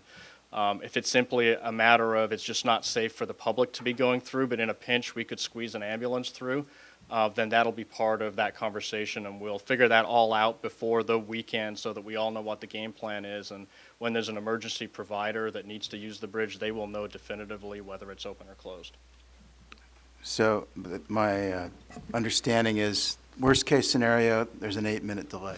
So before we move on though, Mr. Mayor, want to emphasize we're talking about short-term for a few Yes. days. We regularly have that problem with streets, and we often stage public safety equipment around the closure. So in fact, we've had Madrone closed, and we've had a fire engine, or we're going to have a fire engine staged past the closure because of our concern about access during the closure period. So our public safety staff are more than capable of strategizing how to cover areas for short term. The conversation several months ago was what would happen if this was a day-to-day thing for 4 years, and that's a different conversation Yes. than for a few days at a time. Did the speaker understand that answer? Oh, yeah, I do. I just know that 8 minutes is a long time. Well, what he's saying is we'll position equipments to try to avoid even that delay. Okay, good. Other members of the public that would like to ask questions or make comments, welcome, Mr. Former Mayor Ron Arliss. Yes, good evening. Ron Arliss, Larkspur, happen to live in Hillview, about 3 houses from the bridge, so I'm quite familiar with this bridge, lived there since 1983. I want to correct a couple of misstatements, and I'm going to pull rank on Mr. Skinner. I was here, he was not. That design that you have now was not the design that was approved back when I was sitting on the city council. The design that was approved in the city council only had what was there, namely one side with the bike lane on it. There was no bike lane on the other side. Somebody's put that in there. Second point is there are no wood underneath there. It's steel and concrete that goes in there. I agree it's a mess under there. We row under there a lot. It's a real horrible mess, but there's no wood down there. The bridge was built in 1958, reconstructed with some addition, retrofit in 2012 for the young lady who was complaining about potential of life-saving. I hope she understands that Larkspur has a fire station on the other side, and that 90% of the ambulances come down Sir Francis Drake. I know that because I hear them come. So I don't think there's a real big issue here or there. My point in the bike lane, the 2 bike lanes, and the lack of necessity for the second one is, if you live near there, you see that most of the bicyclists are going up and down the creek side. There are very few that cross over. Those that do one of 2 things. Either they go in the current bike path, or they ride in the road. I know Larkspur has always spent a lot of money on bike paths, and yet you go down Magnolia during the weekend. Do you think those bicyclists are riding in the bike path? No, they're riding on the road. So I'm not sure the cost for putting a second bike lane is worth it, considering that the odds are a lot of people are still going to ride in the road. But I guess my biggest point is this. I don't know who said this, but somebody once said that the definition of insanity is doing the same thing over and over again and expecting a different result. The staff is recommending doing the same exact thing, repackaging it. Why do you think you're going to save any money? Okay, looking ahead at his schedule here, you don't expect to save any money. In fact, the bid's going to go up. You go to an engineer who gave you an estimate of $15 million, was way off by about $10 million. Now he comes back with $24 million. And this total bid here on the, I don't know which one you have, says $31 million. So I guess my question is, you're banking on money from someplace that Larkspur doesn't have. And I assume that you're banking it on Caltrans. What basis do you have to believe that that will actually happen? I mean, facts, not a hope and a prayer, and maybe we should do this. Secondly, even the redesign is a couple $1 million later, and I remember when we did the budget, a couple $1 million is a lot of money for a small city. I guess my issue and my question is, why are option 1 and option 2 presented as mutually exclusive? If the bid is simply going to be changing some dates, same thing, you're going to send it out, not sure why you expect to get anything different, and isn't going to happen until the earliest next year, why can't you start on option 2 during this time? That's 10 months away, picking up 10 months of the 2 years that he claims it's a minimum thing. at least take the opportunity during this delay to start to explore other project designs. Same thing's going to happen. You're still going to need extra money from Caltrans, but at least you'll have some concrete numbers and some concrete designs that maybe might be different. You might understand and get a better feedback as to whether or not Caltrans will indeed fund this. So I'm suggesting that you consider making them a combined hybrid project, that if you want to take the shot at repackaging, simply taking off the cover sheet, changing the date, and putting it out there, hopefully things will be changed. I'd love to be wrong and see that. Don't know.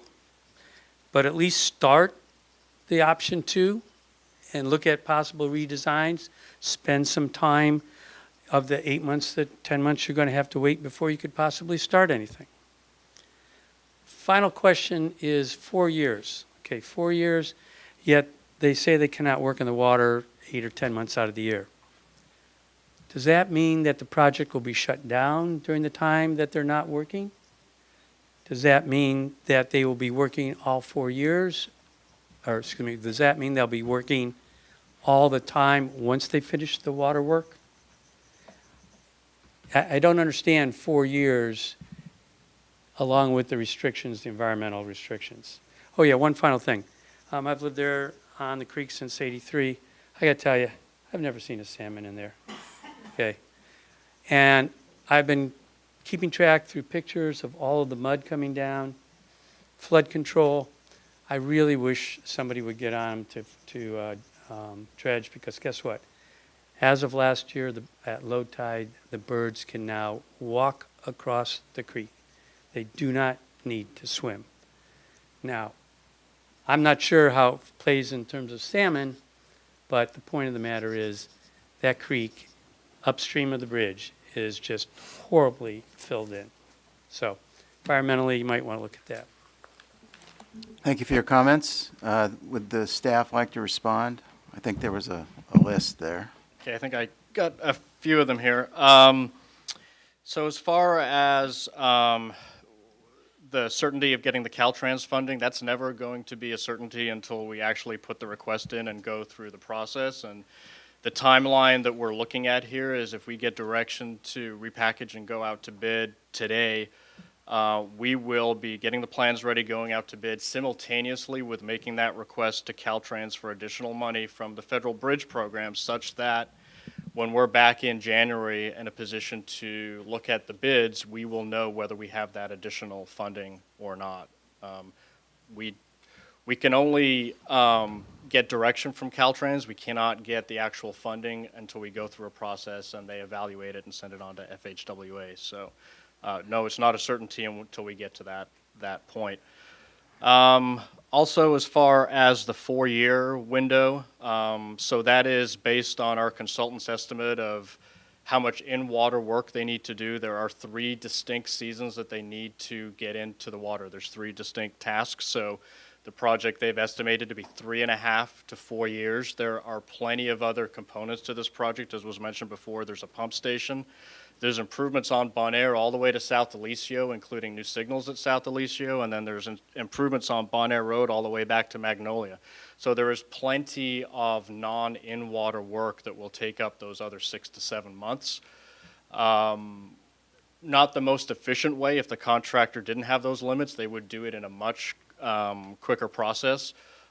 We can't say whether they're going to do all of the non-in-water work during the first 2 years and pull off for 6 months in between the last 2. That will be up to them and how they want to manage their project.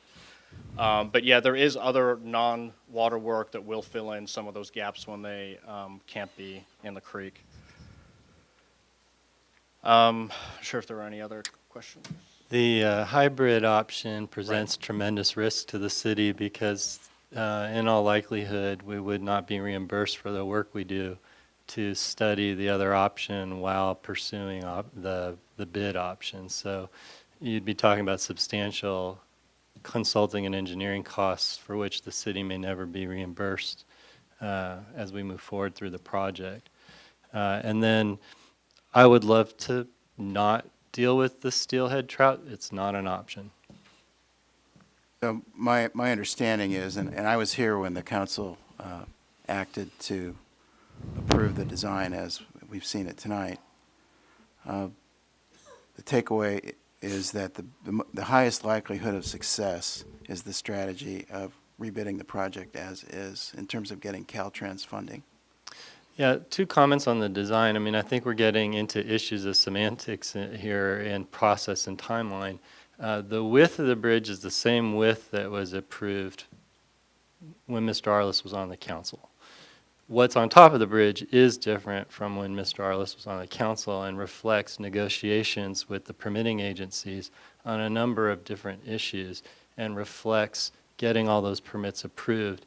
In particular, one agency, BCDC, wanted the design you see on top of the bridge now and achieved a key mitigation for us, and also represents some of the policies that you have in place about biped movement. So it all depends on what you mean by design.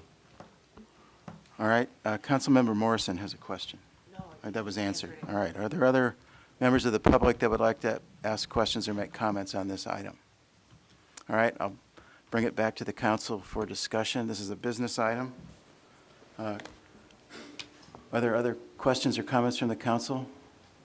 Councilmember Chi. Yeah, since you were talking about the environmental mitigations, there was a question that came up from a member of the public about what constitutes the impacts to environmental species, and my recollection is 700-foot radius. Is that correct? We are inside that 700-foot radius, whereas other projects in near proximity are not. Yeah, it depends what it is with the species too, and what the construction activity is, as there are documents, that biological assessment for the project that look at every detailed component of this project in water and out of water and look at how it would affect every species in the region. And so there's specific items that are in the document that talk about what you can do within 1,400 feet of the piers, because that's the influence on sturgeon, and there's all kinds of things. So every species has a different radius and a different item of the construction that could affect them in a certain way. So I don't know about the rule of thumb, 700 feet, I think that was a 1,400 feet clapper for the, rail. what's that? I think that was a clapper Okay. rail. Yeah. And that's just recall. But really the point here is that we're inside the radius, other projects are not. And so the clapper rail is an interesting one in that only the north side of the bridge is within that radius, and once you're on the south side of the bridge, you don't have those same restrictions. So that's how close we are. Okay, thank you. All right. We can put the discussion into focus on the direction requested by the staff. I appreciate it. Unless there are other questions or comments. Councilmember Way. Appreciate that you have been able to bring this back to us after some more discussion about the risks and of closing the bridge entirely and the other public input that we received from this. I'm hoping and keeping my fingers crossed that all of that outreach is going to allow Caltrans to recognize that this is an important project for them to continue to add some funding to. I appreciate the closure description, because that was unclear, I think, to many members of the public, that there's distinct plans on how to manage that in a manageable way. And I'm reminded of how the Bay Bridge has been closed many times, or several times in my memory, for 3 solid days or 4 solid days to do repairs, and it was manageable. The Golden Gate Bridge has been closed to install that divider barrier, and it was manageable. So I think we'll be able to manage this small bridge and make it a safe way for all of our community to be able to access both sides of that creek. So it looks like in the staff recommendation that number 1, option 1, seems to be the way I am leaning. The city manager would like to make a clarification. Yeah. Did you have any questions or comments? I didn't want No. to. Okay. Mr. Woodard's here, and he's always great about making sure he polishes when I've maybe been slightly askew of saying things absolutely correctly. So he pointed out to me, and I just wanted to make the record reflect, on our website is our initial study for this project. The council acted under CEQA to adopt a mitigated negative declaration for the project. In the initial study, you will find there's discussion that there should be a categorical, there potentially could be a categorical exclusion under NEPA. The action to get a categorical exclusion is a Caltrans action in this particular project, which they did. So you won't find NEPA documents on our website because the NEPA actions were taken by Caltrans. So there you go. So the initial study, though, that is the backbone of all of these actions is on our website. Great. Thank you, Mr. Woodruff. Thank you for clarifying. clarifying that we're compliant with CEQA and NEPA. Thanks, Dan. Councilmember Morrison, would you like to I'm ready to discuss make a the- motion. All right. Any other discussion? Otherwise, we'll entertain a motion. Or, do you need an action from us or just direction? I just need direction. All Oh, right. okay. So, So- it's been suggested that there's, is there consensus to direct staff to follow the staff recommendation, which is to follow option 1, to re-advertise the project as is for construction bids? That's a, yes. There seems to be consensus on the council. Does that provide you adequate direction? Perfect. Yes, thank you. All right, thank you very much. That concludes this business item. Are there members of the public that are wanting to stay for the remainder of the agenda? If not, we'll take a 2-minute break. Great. And we'll come back to consider the agenda item, the formation of the Central Marin Fire Authority.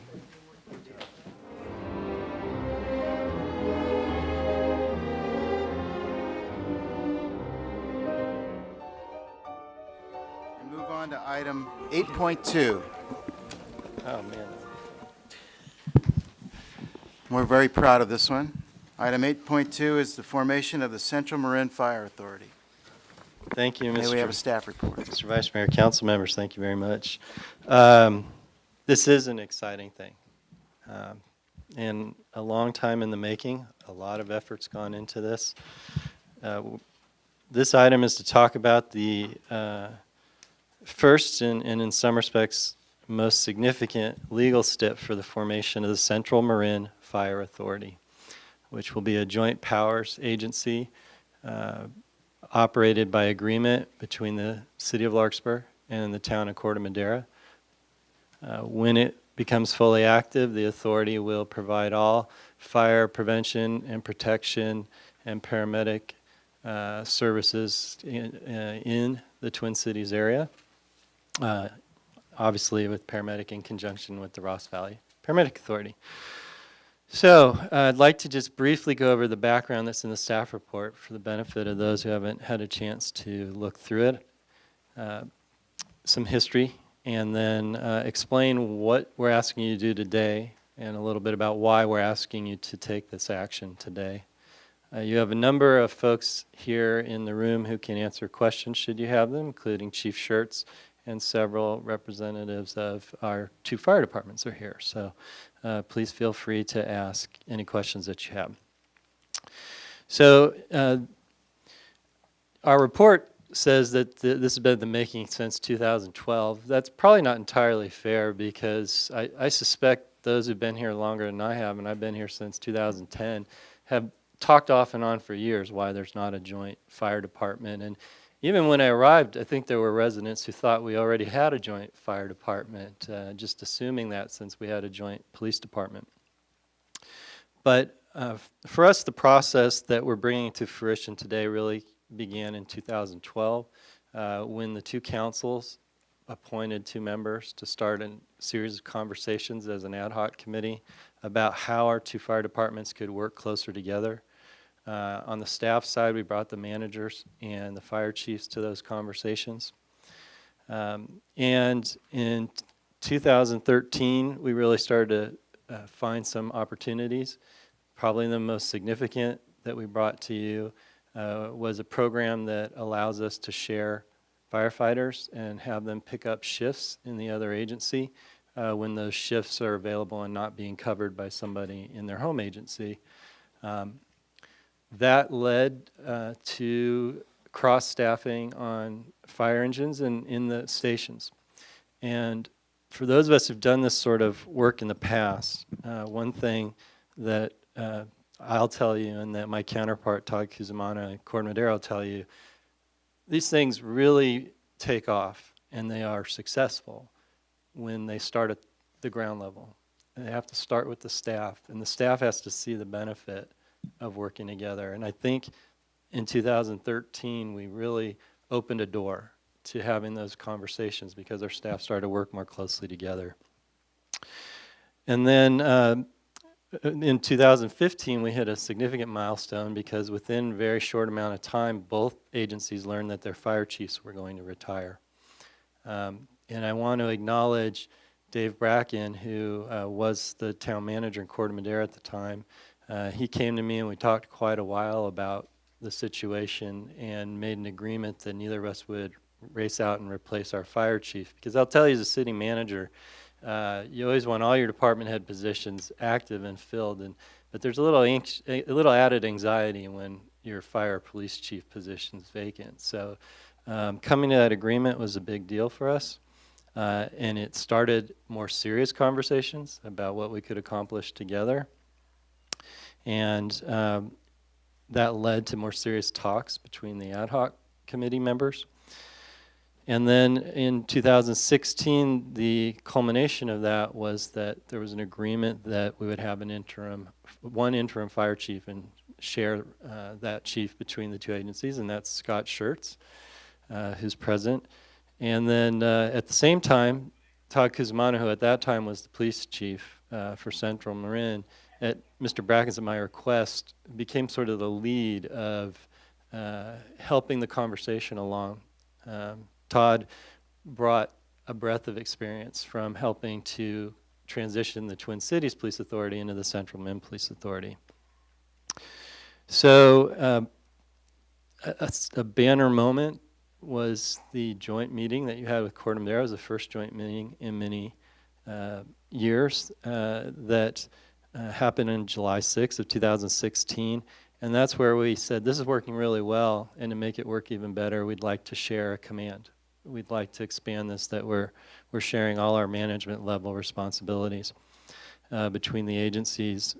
We got that direction from the Joint Council meeting, and we also more formalized the ad hoc committee so that it began to hold public meetings to discuss the issues around our fire departments potentially merging.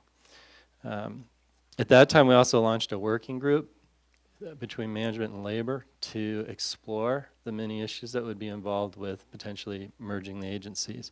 I want to commend everyone who was involved in that process.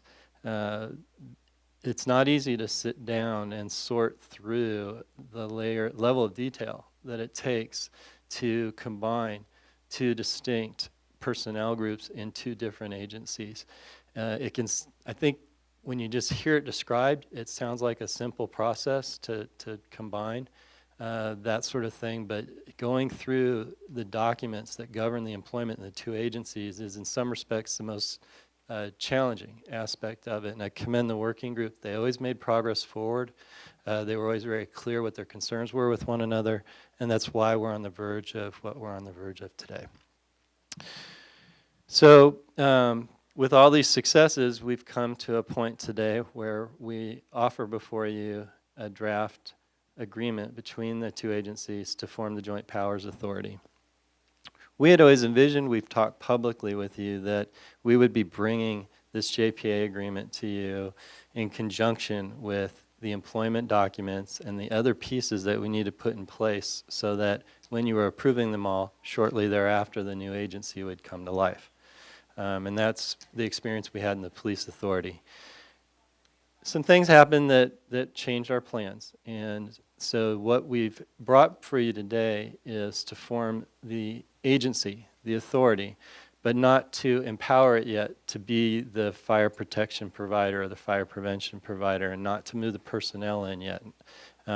It will exist as a legal entity, but it won't be exercising its powers. I'll explain why we want to do that now.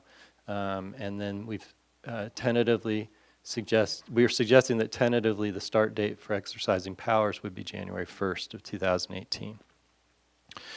So really we have a a situation where the other entities outside of Larkspur and Corte Madera that have a say in some aspect of our processes are struggling with how to help us get to the finish line.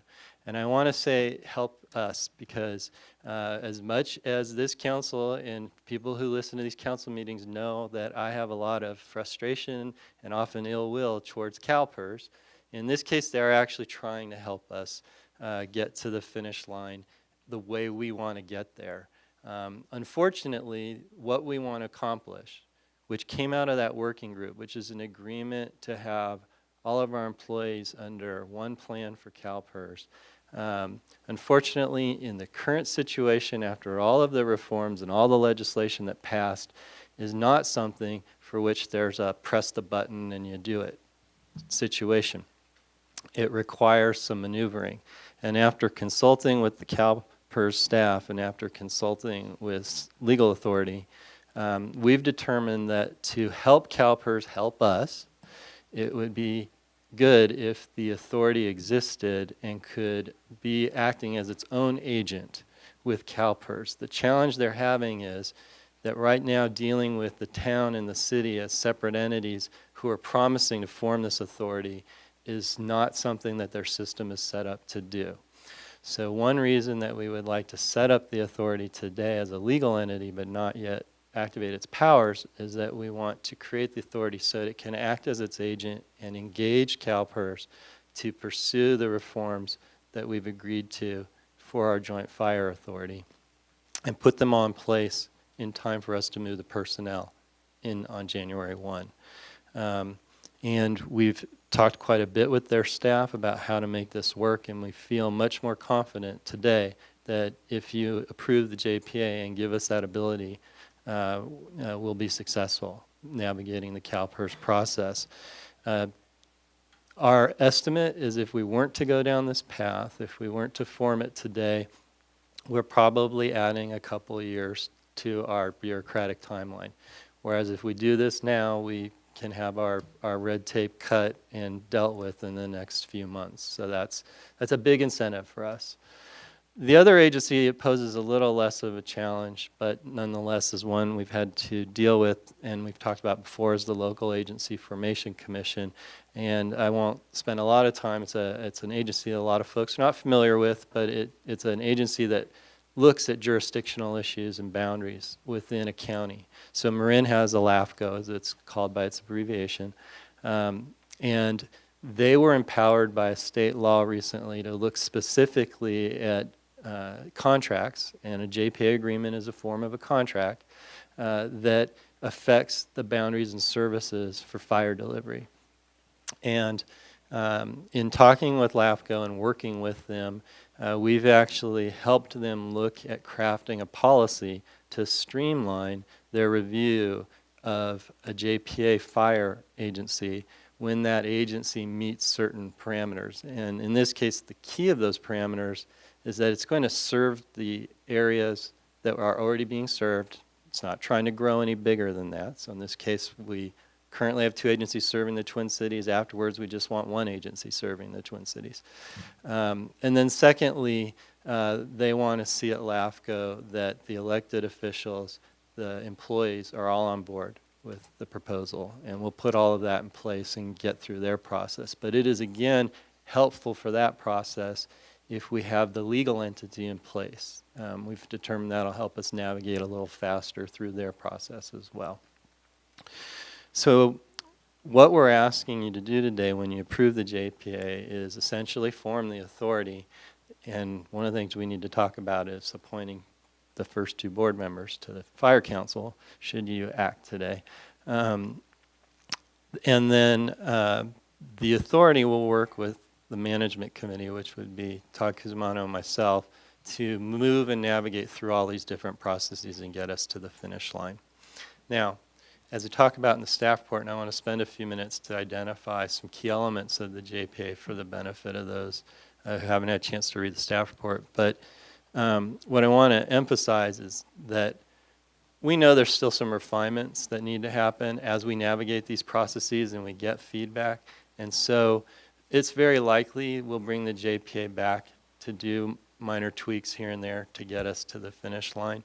By approving this today, you in no way preclude that type of refining from occurring as we move down the road. I've consulted with Mr. Woodruff. He's comfortable moving forward. He and I have already discussed some language here or there that we think we could say a little better, but we feel comfortable that the language we're putting in place in no way jeopardizes the city and in no way jeopardizes the joint effort. So before I turn it back to you, a few highlights that I'd like to just emphasize for folks who may not have had a chance to look through the staff report. They're summarized on page 7 of your staff report, some key issues. We had a very interesting and lengthy meeting to discuss the name of the agency. Its legal name will be the Central Marin Fire Authority. We've decided it's perfectly okay if folks want to call us the Central Marin Fire Department. The guys tell me, the members of the new fire authority or the future new fire authority tell me that most things are just going to say Central Marin Fire, so they'll sort of miss this whole issue anyway. And in fact, we debuted the branding of the authority at the parade, and if you had a chance, you saw the fire truck that's already showing the Central Marin Fire striping on it and name on it. Assets. We had one of these wonderful things happen where you can spend a lot of time trying to dump all your assets into a spin cycle and make sure everything comes out equitable. Chief Schertz helped Mr. Kuzmano and myself to do an analysis of everything both agencies had, and we were pleasantly surprised to find out that the vast majority of assets that we'd want to transfer into the new authority balance out shockingly close. The one big asset that's still going to be outstanding is that, and we've talked about this before, is we have a lease on a truck that we're bringing in that we would transfer the use of the truck to the authority, but the city would likely still pick up the lease, and that's because Corte Madeira's purchased a truck to contribute in. They were able to actually purchase, and we've gone with a lease option. But that's one of the few assets where there'll be anything left for the city, other than the fire stations, which it's proposed would remain the property of the respective agencies and then be leased for use by the new authority, which is the same arrangement the police authority has with San Anselmo.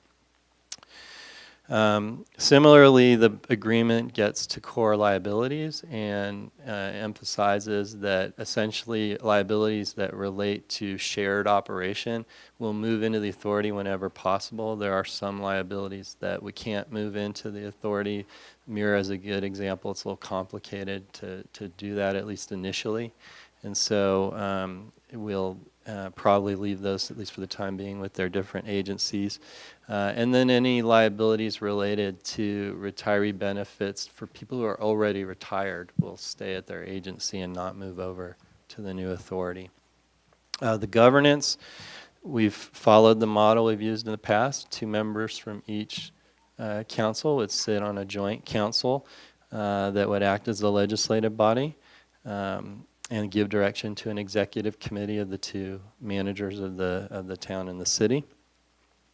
That's worked very well for us back to 1980 when we formed the police authority. And so I think we expect great things if we move forward with that arrangement. And there's some provisions to protect against if there's disputes about raising the budget mid-year, that there needs to be at least 3 votes to accomplish that. Or a unanimous vote, I'm sorry, if you're actually raising the budget mid-year. And then, as I said, we are working on an agreement. It's called a transition agreement. It would be in conjunction with a memorandum of understanding that would explain everything that would happen in terms of moving the employees from the 2 agencies they currently work for into the new fire authority. And we expect to present those to you in an upcoming meeting as we move forward, so you'll have an opportunity to see that. We feel very confident that both agencies, the currently allocated budget amounts for this fiscal year are sufficient to cover joint operation once the authority forms. So neither agency should experience a financial impact in the current fiscal year to implement the authority.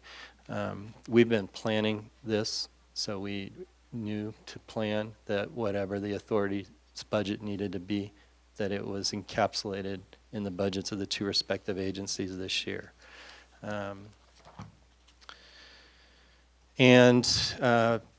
Right now, as you've seen, we still have, in the report, we have still some ad hoc committee meeting ideas that will now transition to the Fire Council, and that'll be sort of the one distinction. They'll be meeting as a Fire Council, not as an ad hoc committee, but they'll continue to work through some of these issues to get us to the finish line.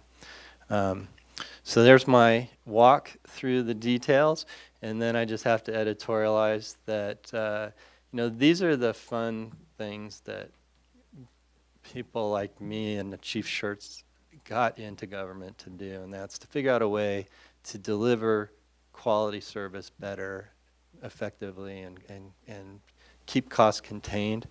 I talk about in this report, unlike some of the other things we've done, there's not a radical, we saved X amount right away, but we've talked about before, we're going to have a more robust delivery of service under the authority, and over time we will avoid inefficiencies, and those will result in us containing costs and smoothing our costs over time. Also, as we all know from experience with other joint operations in the county, joint operations are wonderful think tanks for figuring out ways to save money, and I feel confident that our new authority staff will sit down and figure out a lot of ways to get more creative with money. So exciting, and hope that you'll approve this evening, and not to put any pressure on you, but it was unanimously approved at Court of Madera last night. Vazio called me at 8 o'clock this morning to tell me. Thank you, Dan. I think this is so wonderful because you captured it earlier when you said that this was developed from the ground up. And I remember having conversations where we deliberately discussed the fact that this could not be a political decision, but it had to be developed out of the will of the personnel to work together and start to solve problems together, and out of that we would know when it's right to do this. So I think that's a great thing, and the trust that is required for that to take place, I think, is a wonderful testament to our relationship to our Twin City. So are there questions or comments from the council? I have some. Councilmember Morrison. Okay, thank you. This is definitely a dream consolidation, so this is very, very exciting. When I read the report, along with the resolution, I kind of went, this is a dream come true, so very cool. I also want to give acknowledgement to our past fire chief, Bob Sennett. I remember when I first got on the council, he really was the one that went out and was very enthusiastic about finding a consolidation with another city, and it's just great that we're doing it with Twin Cities. I hope this is actually just the beginning of a lot of shared services with Corte Madera and other cities. So, a question for you, Dan. I know in the report you mentioned we hired a fire marshal, and Larkspur hired the fire marshal. Can you give more explanation to that? I'd be happy to. In fact, we didn't ask him to be here tonight, but we'll bring him at a future meeting. So we're very pleased, as part of our effort to create that more robust fire prevention and fire protection agency, to staff a dedicated fire marshal. Both agencies for many years have had to have fire marshal be a slash fire marshal tagged on to somebody's responsibilities. So to have someone who's going to be dedicated to this full time, thinking about fire prevention, going through the community, helping with inspections, helping with construction, is going to be a tremendous benefit long term. The gentleman we've hired, Reuben Martin, has been working in the Ross Valley for many years. He was a staff member of the Ross Valley Fire Department, although it's actually an authority. And so he's familiar with the area, and he arrived on Monday, and we put him straight to work. I think part of your question alludes to Larkspur hired him. Mm-hmm. During this period where we've been effectively operating as one operation, but we're still two agencies, we've tried to keep things equitable in terms of the costs that we're incurring. The way it has ended up playing out is Larkspur has been probably bearing larger amount of admin and command costs, and Corte Madera's been bearing a little bit higher, or a significantly higher costs on overtime and firefighter level costs. And Mr. Kuzmana and I work together to make sure that we're generally staying equitable in those shared costs. We did, out of your joint meeting, get direction from the council to, if there was a big discrepancy when we formed the agency, to somehow account for that and try to make whole whichever agency had gotten a little out of balance from the other. So we will monitor that and report out if there's a figure. But bringing the fire marshal in under Larkspur actually helps balance some of that scale. So that's why Larkspur hired him. Great, okay. And I like that the GPA, that we can still have a discussion, make some changes as down the road. So that's good to know. All right, thank you. Councilmember Chu? Yeah, I think, you mentioned this goes back to 2012. Yeah, we kind of started putting this together in 2011. And, our council, even going back before my time and probably even before Dan's, and he's 20-plus years, has always had the willingness to deal with shared services and look for, joint services any way that they can. And, I was just really pleased back in 2011 to hear that Corte Madera, had the right circumstances to come and start discussing this again. So although, we've had a good working relationship with Diane First and Sloan Bailey, who are the current members, I have to acknowledge, the two guys that actually started back then, which is Michael Lappert and Bob Ravazio, representing Corte Madera. They each respectively carried, the Corte Madera side until, each one respectively was no longer on the council. Bob's back on the council now, but at least up until, the election that didn't get him elected again. So, I've met a lot of firefighters now on the Corte Madera side, and, I'm just pleased that, we're going to be able to be working together as one agency. As far as the money goes, I think Central Marin Police speaks for itself. We've got 10 years of history that was just presented to us, and it pretty much looks like on a nominal basis that, the costs have not gone up for 10 years, so that's extraordinary. Councilmember Way? I've been on this ad hoc committee, so I don't have any questions about the JPA and any of your reports, since I've been pretty involved with it all along with Larry. I sort of want to also echo how important this is that we're doing shared services with Corte Madera, and I think we have lots of opportunities for that. I attend the League of California Cities meeting every year, and I always attend the fire services merger discussion about fire services. And every year, people are trying on these panels, trying to figure out how they can do it in their towns, and they usually have a lot more roadblocks. And I was really pleased that this has been a conversation for a long time, but the actual get down and make it happen happened quicker than I think many of us were surprised. I would sort of say that it takes the grassroots, it takes the working level individuals who are the professionals, but the way these only happen, in my experience, and in the experience of what I've met with others, is that if the electeds come together, which was a very important part of making this happen, was that we had a joint council meeting and we had offline conversations with our counterparts in Corte Madera, and then formalize this process. So I think it really takes us to model this behavior and opportunity for other jurisdictions in Marin, and I know there's ones paying attention to us. This has also been a priority of mine. I was elected 4 years ago, and health services and emergency services is my background. So I'm very pleased to see that we are able to demonstrate that we can look at the care and services of fire and prevention and emergency response to both of our communities and maximize their potential. So thanks for putting this together. I know it's taken a lot of time for you as a city manager and your counterpart in Corte Madera, and for our chief, and for the fire professionals, because this has taken a lot of time and I think it'll be successful. Perfect timing. Are there members of the public that would like to ask questions or make comments on this agenda item? Yes, sir.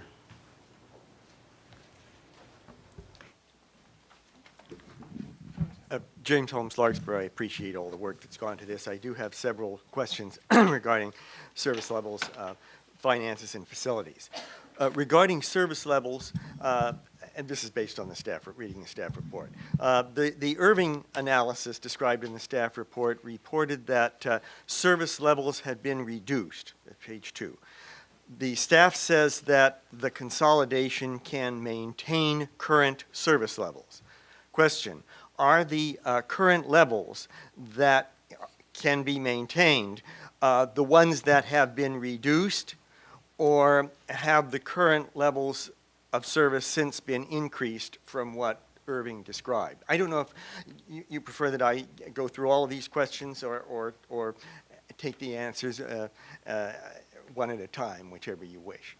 Why don't you ask your questions and we'll respond in total. Okay. My second question regarding finances. Page 8 of the report, which is captioned, staff report captioned financial impact, states that the JPA will initially increase costs after the first year. It doesn't say by how much or for how long. So my question is, are there estimates and projections regarding how much the costs will increase and for how many years afterward? Another financial question that I have is page 7 of the staff report. The portion that summarizes the agreement says that CalPERS unfunded pension liabilities will be retained by the city.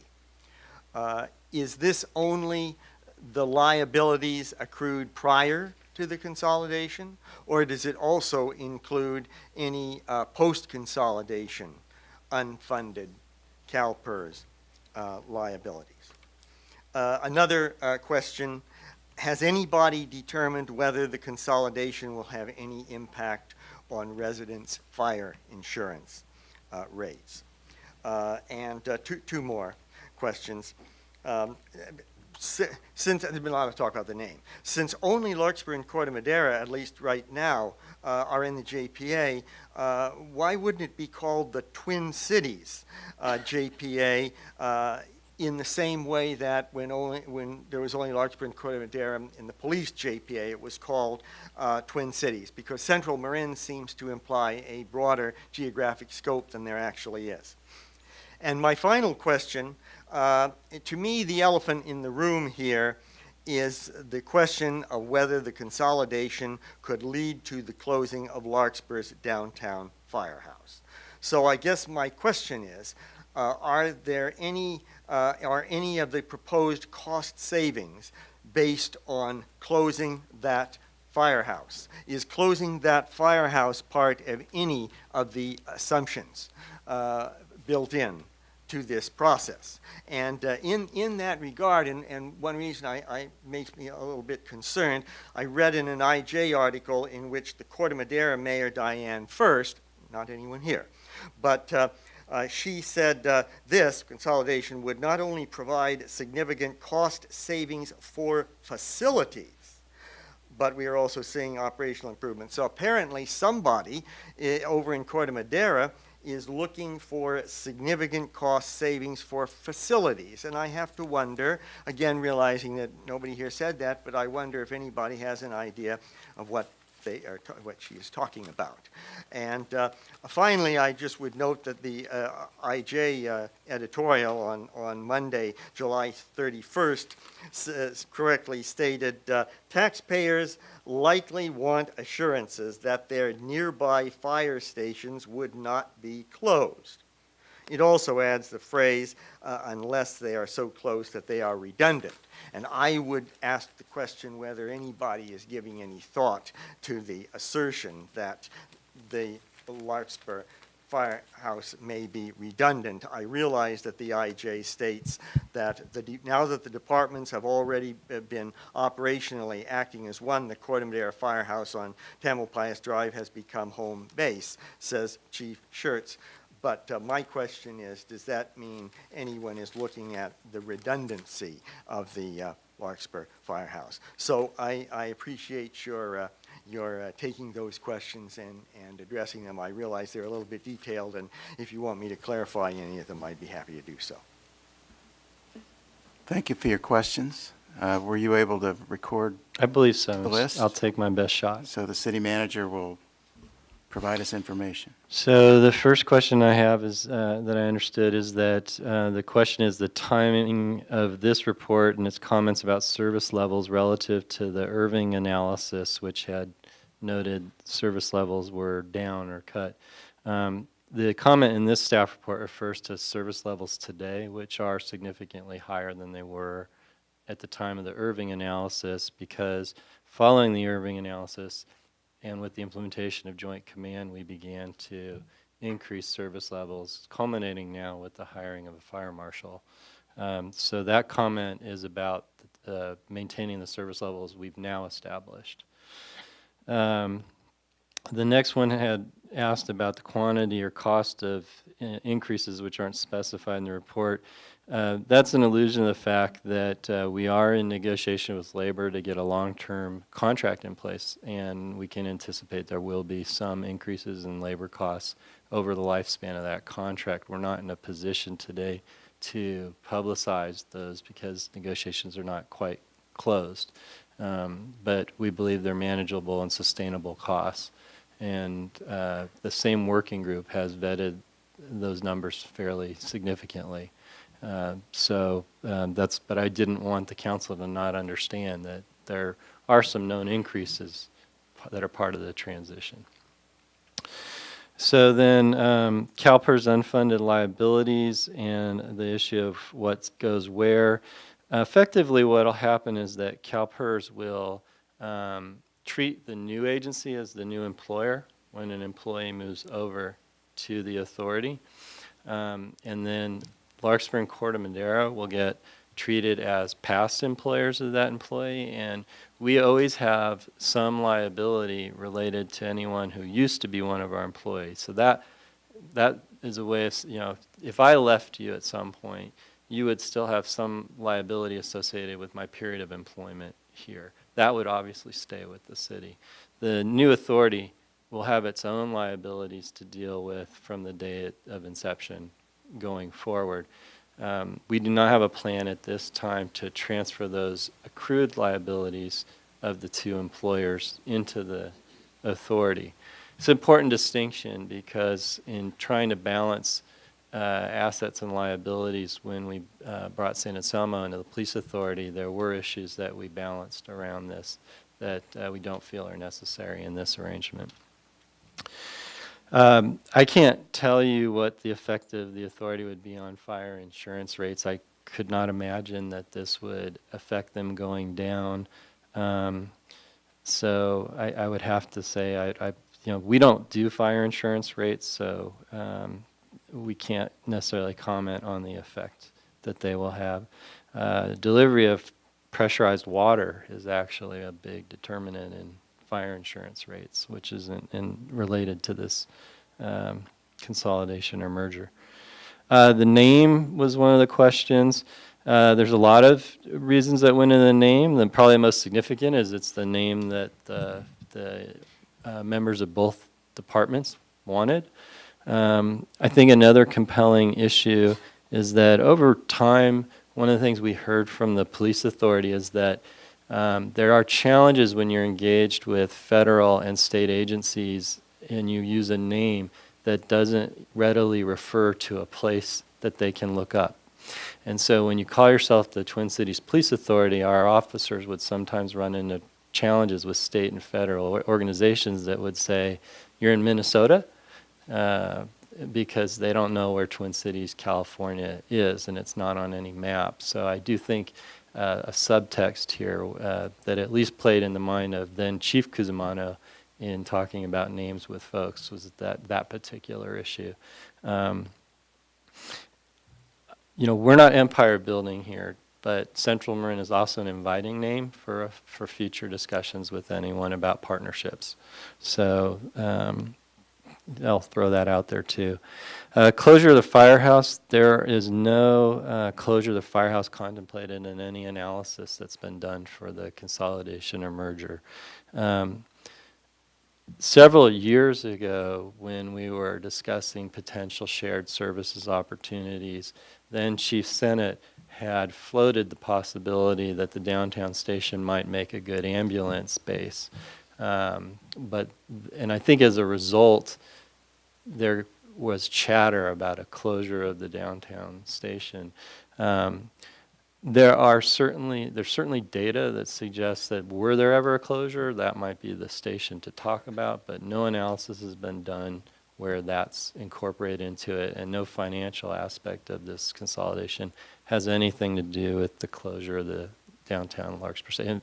All 4 stations are anticipated to be fully operating and participating in the authority. So that's what I'd offer there. I think I hit them all. Yeah. Thank you very much.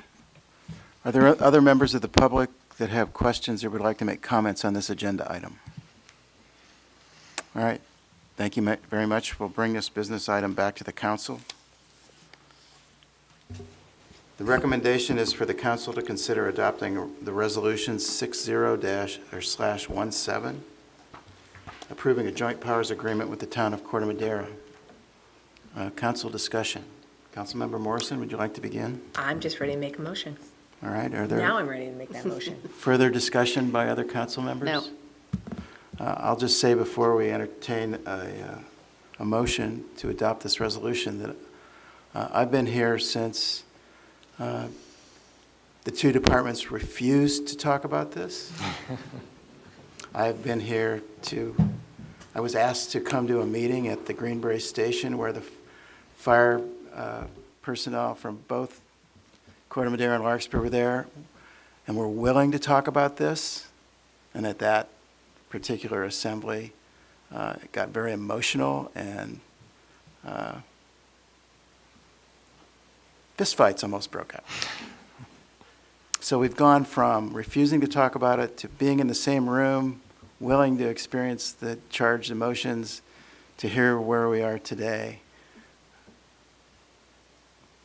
Team building and moving forward. I think that's a great experience to have been part of for everybody here, and especially for the fire personnel. So that's, I think that's something that may not happen everywhere, and I think that's a great honor to be part of that. So with that, I'll entertain a motion to adopt resolution 60/17. Can I also just add patience and perfect timing?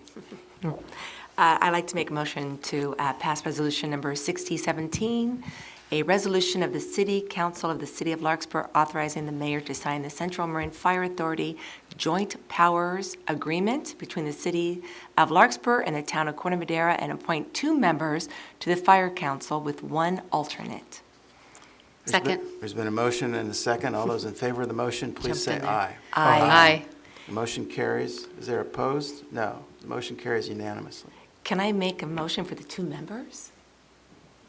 Are we ready for that, Mr. City I Manager? think it would be appropriate to do that this evening. Ultimately, the mayor makes the final determination, but I think it'd be appropriate for the council to, as you have in any other appointment, to confirm your preferences. So please, Councilmember Morrison, make your motion. Thank you. I'd like to keep the same ad hoc names. I'd like to recommend Councilmember Larry Chu and Councilmember Catherine Way. I accept. Is there a second to that motion? Oh, I'll second it. All right. Motion and a second. Those in favor say aye. Aye. Can I add an alternate? You want to be the alternate? Since I would love to be the alternate. Okay. That I'll sounds move good. to have Councilmember Ann Morrison be the alternate to the Central Marin Fire Authority. I'll second that. Fantastic. There's been a motion and a second. Those in favor say aye. Aye. Thank you. Congratulations, everybody. Oh, I'm so happy. This is so wonderful. That was not very appropriate. I thought it was. I think Now we it need a was Rose very Bowl appropriate and appreciated. So exciting. All right. Well done, everyone. Okay, now you can order the patches, Chief. I like Central All right, well, we look forward to watching this grow, and thanks to our partners in Corte Madera for coming tonight. Means a lot. Scott, come here. Must be so excited. All right. Congratulations. Very Congratulations, Chief.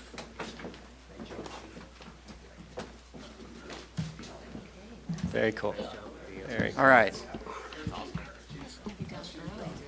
Yay, yes, of course. I thought you guys left.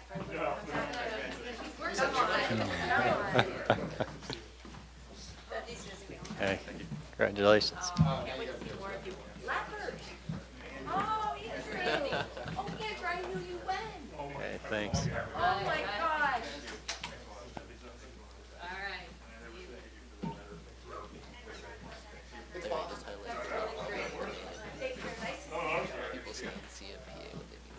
Thanks, you You're out guys. of uniform, man. I know. CMSA. I know. Roll casual. But you look like You're a gonna use fire up all of the available. Thank you very much. Thank you. Take care. Just say. I thought he was making. All right, we have one more item this evening. And that's item 8.3, an update on work of the Joint Powers Agreement Revision Committee for the Central Marin Sanitation Agency. You might like to see. Oh, let's see. Oh, Central Fire Marin. Sweet. We were pretty confident. We all expect to get shirts. Do we have shirts? Yes, we'll get you some. Can we get shirts, Mr. Shirts? That was pretty confident there. Take a picture of it. Is that Julian's? Did Julian leave? Somebody left there. Julian was sitting there.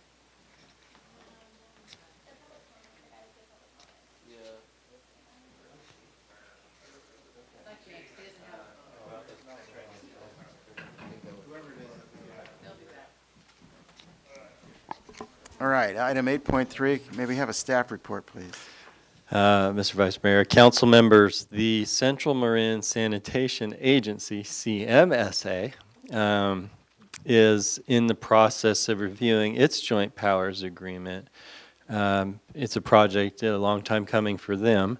And they, as you'll see in the staff report, parsed their work into groups of tasks, and they've completed their work under task 1. And per the process they agreed to, as they complete different milestones, the product is to come back to the participant bodies for any comments you may have and direction you want to give to your representative in the working group. And in this case, Vice Mayor Hilmer is your representative. So this item is an opportunity for you to take a look. For the benefit of those who don't have all these documents, who are at home watching and I'm sure fascinated by rewriting of the JPA for a sewer treatment plant. The first group of amendments are very focused on definitions, timelines, and I wouldn't necessarily characterize as significantly affecting any operation of the agency. But nonetheless, they're seeking those comments from you and also want you to be aware they're kicking off the second group of tasks. So with that, I am going to turn it back to you for any comments. I don't know if Vice Mayor Hilmer has anything to add as the participant in the process. Only to say that the process is very straightforward. They're just trying to provide updates with compliance to current conditions. There's been unanimity around all the decisions thus far, and unanimity to support the process as laid out by the general manager. I suppose if I could add one more thing, I would suggest that it's the fourth group of tasks that'll probably be the one the council will want to be most involved in, because it's a discussion of the composition of the JPA board. As the council knows, LAFCO, the Local Agency Formation Commission, has a recommendation that CMSA discuss whether Larkspur should continue to participate on the CMSA board. So I do think when you get to that task, it'll probably be the one of most interest to residents of Larkspur. And also, I would just note that upon return of the mayor, I think it appropriate that we formally appoint a representative to this process. I'm happy to serve in that capacity, should it be the pleasure of the council and the mayor.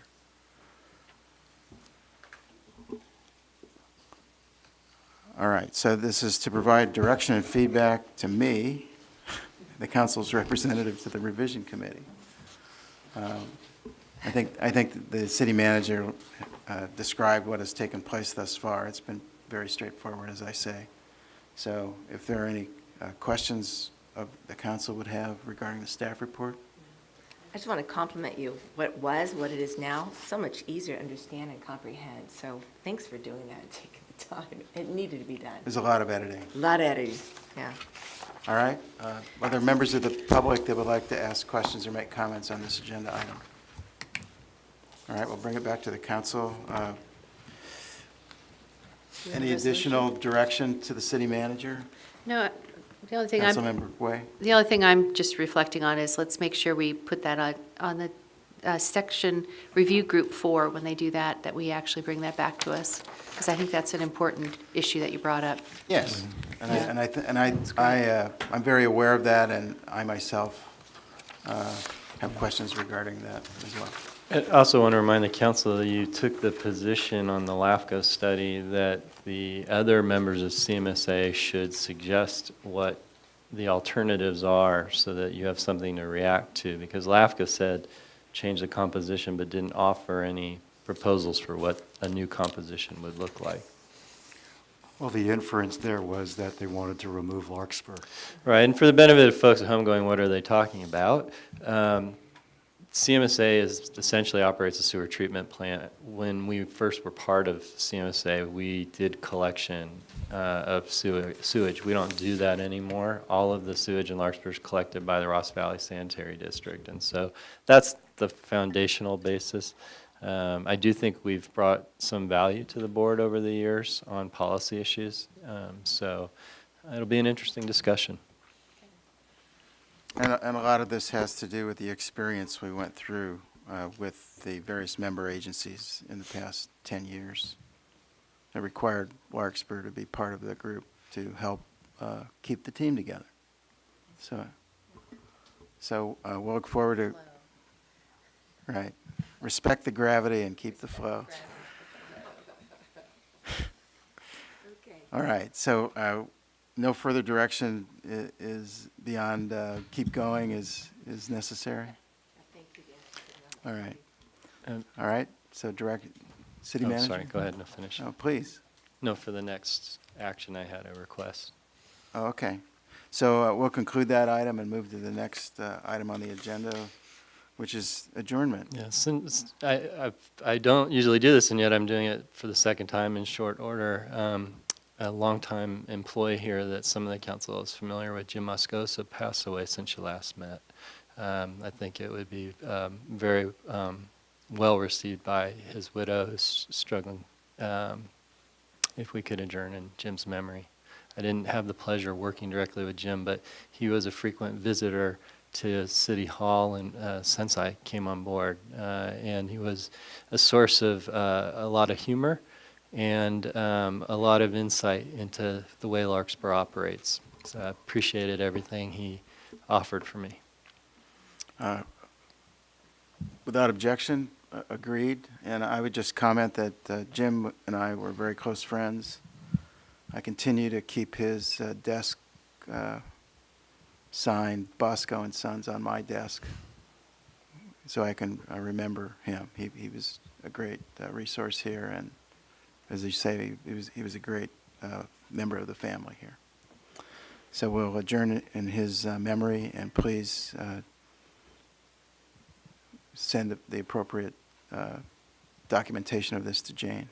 Will do. All right, with that, we'll adjourn the meeting tonight. Is there a motion? I'll make that motion. Second? Second. All those in favor? Aye. We're adjourned. Thank you very much. It's 9:09 p.m.